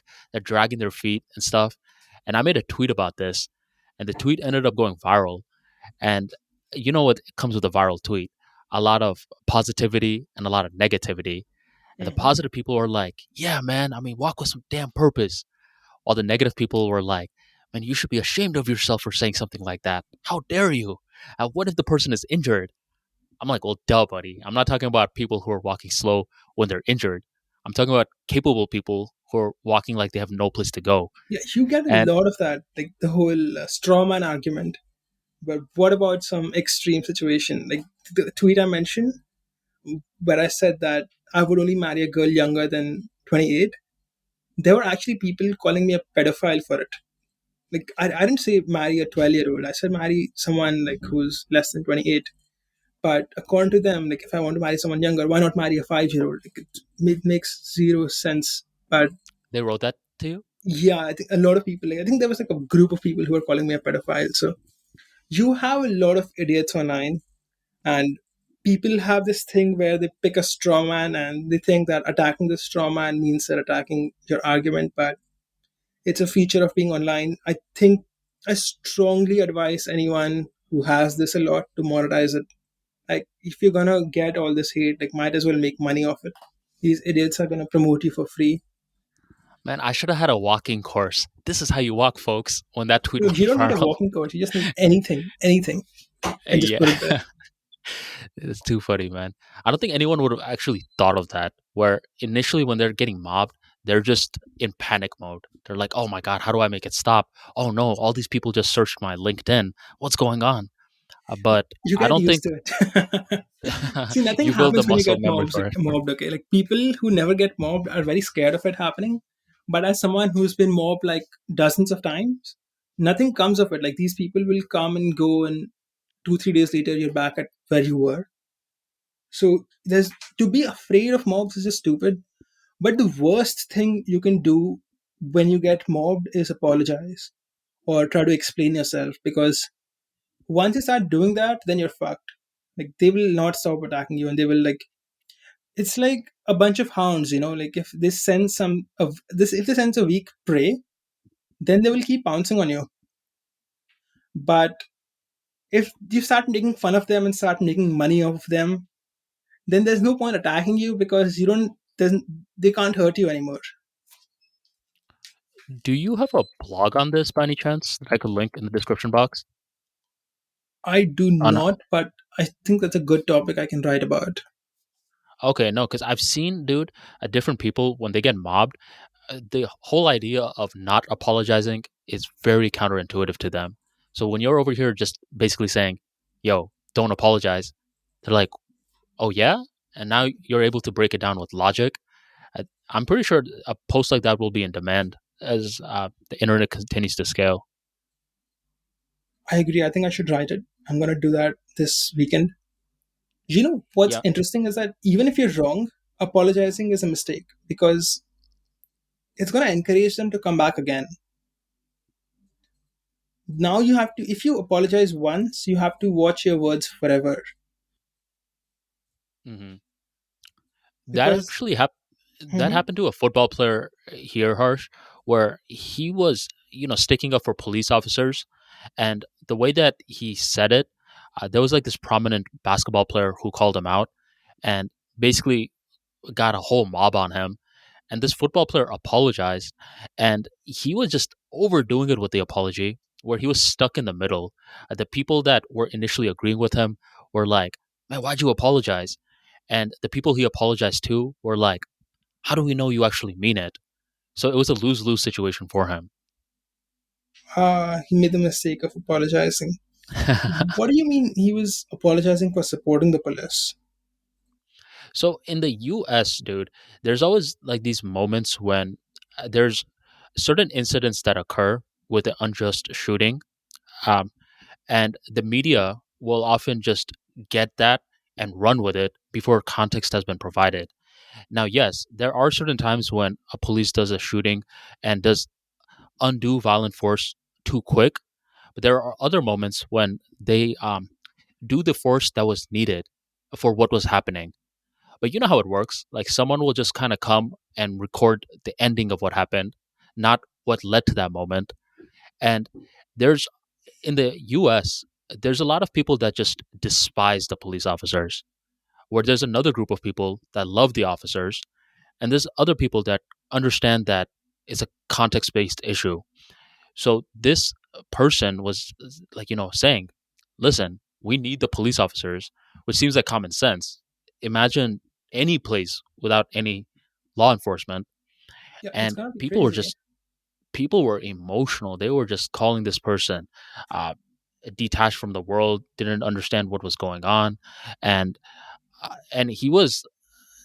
he apologized, man. I mean, uh, here's the thing, Harsh. Let me just actually expand on this.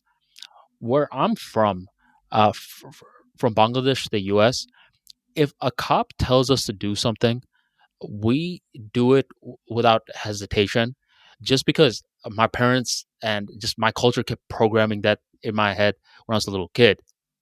I once had this cop that once came up to me, and I was at this bar with a few friends, a hookah bar, and this guy just comes up to me and is like, "Did you pay for that?" I'm like, "Yeah." He's like, "Show me your receipt."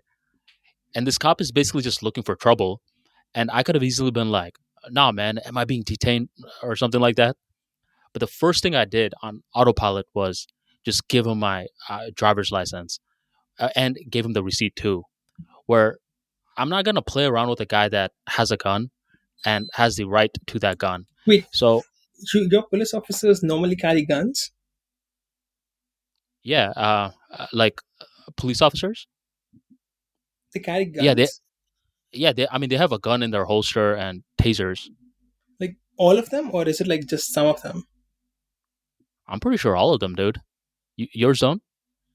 I don't think I've ever seen a police officer with a gun. Like they will have a stick sometimes, but never a gun. Oh, Like whoa, why would they need a that's gun?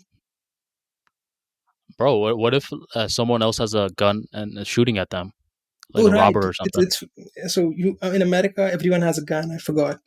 We don't have that in India. Like no one has a gun in India. Like very very rare. Oh, dude, that's actually. I'm glad that you brought that up because that's. I guess that's a huge difference. Um, but yeah, I mean, just to carry on. So the guy was like, "Oh, okay, okay. So you actually did buy this?" I'm like, "Yeah, man, I bought this." But for me personally, man, I just don't mess with police officers like that. Where I'm ever, even if I'm hypothetically knowing that they're wrong, I'm not going to challenge them until they leave, because I know that certain people in these sort of pressure individuals can do something that they regret, and I don't want to be put in that position. So there's a huge debate regarding uh, police officers and citizens in the U.S. in certain pockets. I wouldn't say everyone is talking about this, but the media here really makes this an issue. So that's just a little bit of reason as to why this quarterback got attacked like that. I see. So it was from what I can tell, what you have told me, and from the tweets I've seen. It's is it something like these policemen think maybe black people or some other communities are have more crime, so they were like precautionarily attacking them or doing more checks on them. Yeah, I mean, so that's where I don't have much research on, but what I can tell you from public perception in the media, for example, is that cops are being openly discriminatory against black people. But my thing is that the cops are not just this entity.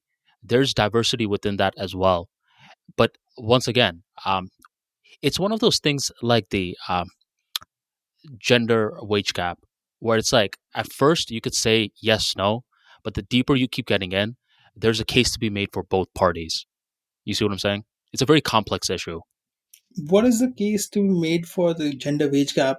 It's from what I have understood from it, it's like a scam in the sense that they compare doctors and nurses and they just say that there's a wage gap when really you should compare hourly income, but they don't do that because then that is equal. Well, what you just said, bro, in the West, if you said that to certain individuals, they're going to be like, outrageous. How dare you say something like that? You see what I'm saying? Where it's a pretty complex issue because men, women naturally pick different roles. Um, there's different hours that are worked. There's different regions, different jobs, a bunch of different moving variables. But when you just look at one part of the data, you're like, yes, it exists. No, it doesn't exist. Where what you just said, Harsh, where you called it a scam or you don't believe it to exist. I If you think say it's it to one of certain, those things where, you know, people, at least I think the media and politicians have an incentive to divide people because when people are divided, they're easier to rule.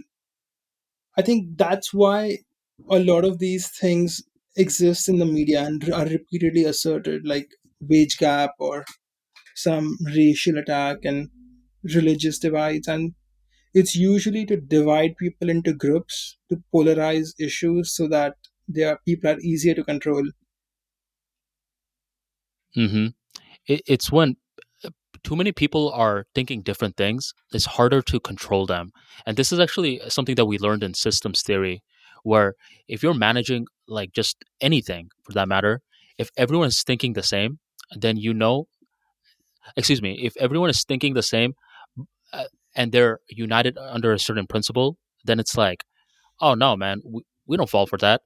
But if you anger them and you divide them, then you fragment them, and then it becomes easier to control. Hmm. So, from what I see here in India, is that you will often have politicians divide up people like this and then pick a side. And since they made the issue so polarized, all the people on their side are going to vote for them. So I think that's what's happening everywhere. If you take the wage gap thing, you will have politicians dividing people up like this and then picking the side they think is likely to win or has the majority.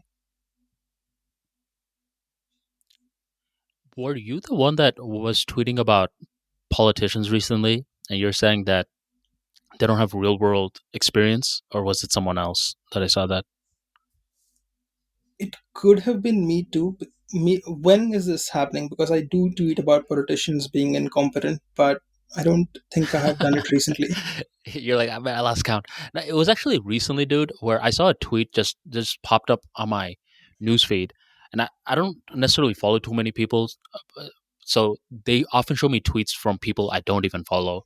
So I don't know if it was from you or from someone else, but the general part of that tweet was a lot of politicians have never built something of value. They've never created wealth, so they don't understand the process of creating value as to where an entrepreneur understands the art and the science of it.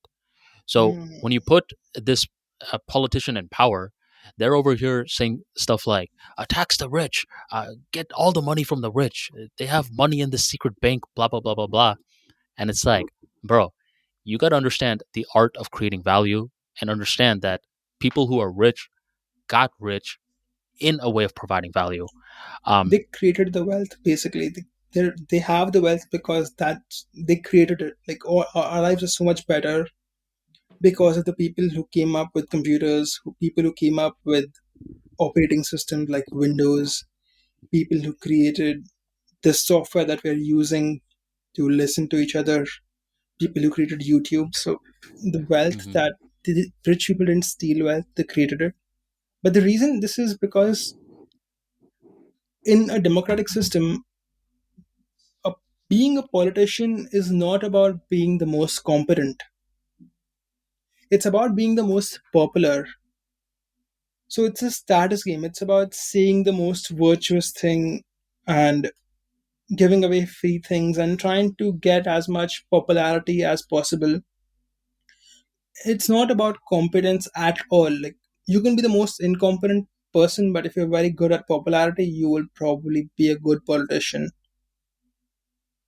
So I think that being a politician, at least in a democratic system, is the reason they're incompetent is because they don't have to be competent. They just have to be popular and be good at PR. Interesting. And where you're from, Harsh, you mentioned that there's a lot of uh, division every now and then. Is there one division where there's a group that despises billionaires and rich people where you're from, or not really? Not really. Like I don't think there's anyone who really despises billionaires. Hmm. I don't know for sure though, because see, there are people who, on some level, are jealous of them, or people hate the fact that sometimes these people who are very rich got rich because they scammed everyone, like some kind of political scam, or they didn't get rich by fair means. So Hmm. usually there is negative sentiment around that, but I have not seen negative sentiment around people who earn their wealth. Yeah, and just like we were speaking about earlier, where there's fragments with uh, the wage gap with police officers. Another one that's boiling here is a distaste towards rich people.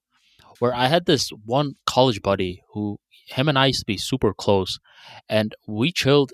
I would say before the lockdowns, and he just had this disgust towards uh, rich people. He just like every thought process that came in his mind was geared towards how did this person steal the money from other people. And this guy was super out there, and it's just funny where you could be super close friends with a person at a certain period, and then as you start to grow up, how different you can become. Where this guy and me were close friends in college. We separated for a few because he moved. Then he moved back to Tampa. And nowadays, we can't even find one common ground to speak about. And even if we're disagreeing, it's just no sort of similarities or fundamental truths that we agree on. Where you and I, Harsh, we don't agree on everything. We actually disagree on a good amount of stuff.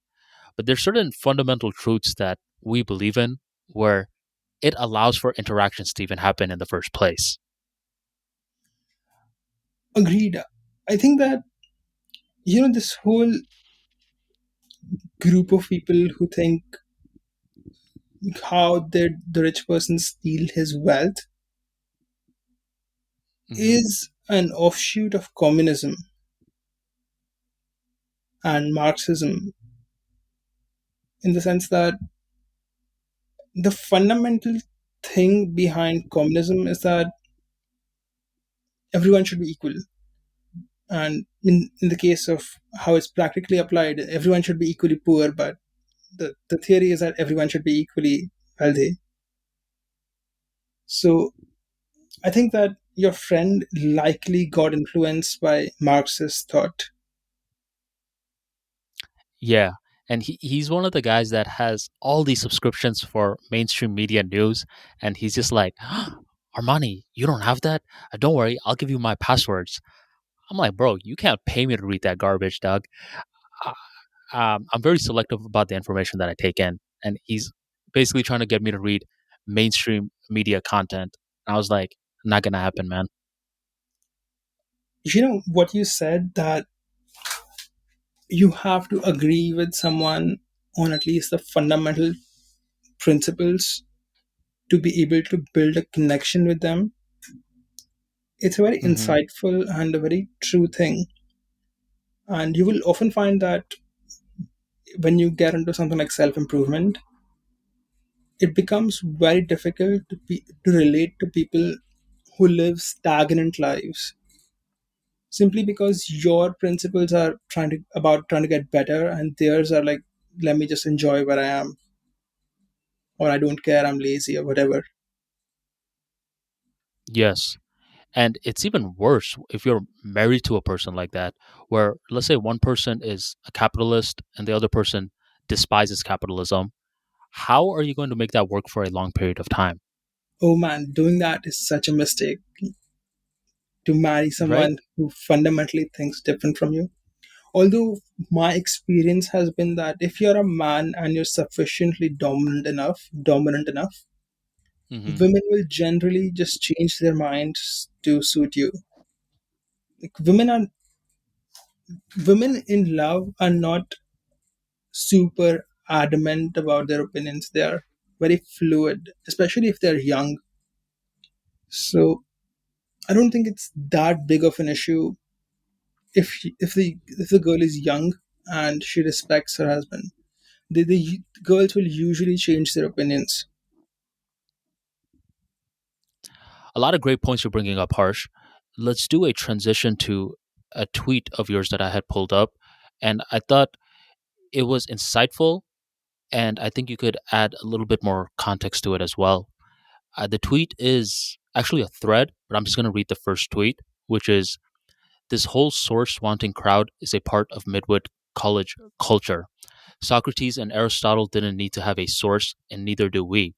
You can state your observations, insights, and experiences boldly. And the reason that I liked this tweet, Harsh, was because in the information age, you'll notice that certain people are taking what works, and other groups are often just asking source as though it's this holy grail, where if someone gives you a source, that automatically this is the right thing. Did you want to explain that tweet and what caused you to write it? Sure. So what happens is that there's many people in the internet, or at least nowadays, that anything you say, people want some kind of study to back it up or some source, which is just stupid because there are science is maybe 50 to 100 years behind what works, and to want sources is to just be like not accept anything and not accept any new observation at all. So if you take something like, if I say eating more protein is going to help you build muscle, like you don't need a source for that. Like experience shows that to be true. But these source people want a source for everything, and they seem to have this misunderstanding that just because source does not exist, like does not mean that that thing is false. So what these people seem to think is that if there is no source, the sentence is false, which is nonsense because just not having a source just means that that particular thing has not been scientifically researched. It does not mean that something is false. So there have been things that are being researched today and then are proven to be true. But does it mean that before that research was done, that thing was false? No. So the whole idea that everything needs a source is just stupid. And I think that people tend to do it because they want to discredit the statement, but they don't have any argument. So they like source, source, source. But like, if you think and have common sense, there are lots of things that are self evident. And it's just a part of this culture now where people just want someone else to back up a statement. Like, why do we need that? Like, Aristotle did not need someone to back up what he said. Socrates did Hmm. not need a source. Why do we need sources? Like, we don't. This is stupid. And the thing with scientific studies is that there are a lot of crappy scientific studies. So just because something has a source does not mean it's true. In fact, I think most scientific studies nowadays are very flawed, especially the ones that come out of India and China, because people here are more focused on just wanting to publish a paper and they don't really care about whether the thing is true or not. And you will often have studies that just conflict each other. Like you will find studies that say wine is very good for your health, and you will find studies which say it's horrible for your health. So you have to apply common sense, and sources don't really mean anything. At least for most things, they're not that important. And we live in the age where there's so much information that you can first form any opinion you want and then find a source and find some kind of study that purports that claim to be true. And that can be done for anything. Like you can find something that says coffee will cause blindness, and let me Google that. It'll be so hilarious if you have a study on that. Oh yeah, see, the first link is nixwell.co.uk, and the first line is the newspaper reports that drinking 3 or more cups of coffee a day is linked with vision loss and blindness. The story is based on a study that looked at associations between caffeine consumption and exfoliation in glaucoma. So you can make any opinion and then look for a source. It doesn't mean that you are right or wrong. So this whole concept of wanting a source for everything is just sheep people who can't think for themselves. Well, some See, people ask for a I source. just looked for will wine blind you, and if you drink alcohol too much in over a long period of time, it can blind you. And this is from sentina.com. So a lot of there are many articles that say that alcohol can blind you. So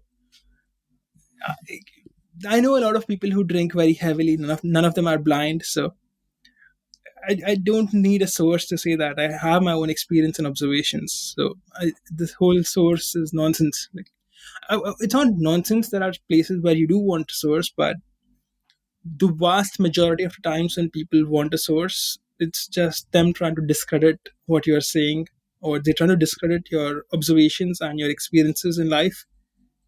And that's it. Like, they're not thinking critically or applying common sense. They just want to say, screw you, I don't want to hear this. And that is how it is. And that's not a warrior mentality either, where I wrote a tweet, something along the lines of what you said, where I said that always asking for evidence is preventing you from achieving greatness. And the reason that I wrote that was because if you're always going to need evidence on something before acting, then how are you ever going to create something new? How are you Yeah. ever going to meet How your how will you be a dent on the pioneer? world? Exactly. I mean, imagine if someone's like, "Oh well, do you have any evidence that Life Math Money is going to work out?" Even before you start it, what are you going to say? Like, I'm collecting the evidence as we speak. And that's something that's not rewarded as much, and that's something that should be viewed in a higher status, where someone is the evidence. I think Where in the that when someone speaks from their experiences in life, they don't need too many evidence. And see, people can be wrong, and that's okay. Even scientific studies are wrong so many times. Like, if you take last year in May 2020, you will find a lot of newspapers saying that wearing anything except an N95 mask is stupid because the virus just goes through any cloth mask, and N95 is the only mask that works, okay? And there were scientists saying that, and doctors saying that. And then suddenly they had a change of heart, and now any mask, even a normal cloth, is good enough and will help you. So even they themselves don't have a made up mind. There are conflicting studies with everything. You just have to use common sense. And like, a lot of scientific research is bullshit and funded by people who want you to believe something. And just because something is scientific research does not mean that that research was actually scientific. Like, there's a lot of political bullshit happening in the world of science as well. the ability to find the right information is a skill set in itself. Yes, Have you ever had that moment, Harsh, where you put a lot of faith in something and eventually you're like, nah, man, this is actually rubbish later on in the game? I used to think that Bitcoin was bullshit and a scam, but as I learned more about it, I completely changed my opinion on it, and I think that crypto is the future. Did you ever make tweets regarding it being a scam? I wrote an entire article regarding it being a scam that I deleted later, and it Well, was I mean, quite a popular article too. I would get a that lot of shows readers from it. that shows the growth of the Life Math Money brand, where if you're always just thinking the same thoughts and you're not open to changing your thoughts on anything, then that's questionable. So it's great that you were able to change your viewpoint when presented more information. Agree. I think people marry their opinions too much, and you have to be able to adapt to new information. And at least if you're wrong, you have to be willing to change. What happens to people, and especially people like me who are saying their opinions out loud, is that they become so invested in what they have said earlier that it becomes kind of an embarrassing thing to change your mind. So you have to be willing to take that embarrassment head on. Like, okay, I was wrong. I changed my mind. Like, Hmm. you have the right to be wrong. And just because you said something earlier doesn't mean that you now have to stick to it. Like, this is like, if you do that, you will become ideological and stop growing. Like, you have to be willing to change your mind. And that's just how it works, Harsh, where eventually you have to put aside biases and curiosity eventually becomes the superpower that allows you to keep on understanding. Because to understand, you got to stand under. And that's the only way that you can keep on learning. So the cheat code out of this whole dilemma of unlearning something so you can learn something new is to remain lifelong curious. So thus far, Harsh, we've been speaking for a long, long time. How about we wrap it up and we continue on in episode 6? Episode 6. I look forward to it. Yes. Any final words before we wrap up? None particular, just wait for episode 6. It's going to get better. Yeah, man. Today's episode was a lot of fun. And I'm going to put all the links that we discussed in the description box right on below. If you're new to the Life Math Money brand, I'm going to include his website, Twitter, other social profiles as well. So be sure to check out the description box if you would like to stay connected with Life Math Money. Till next time, my friend. Have a good day, everyone. See you.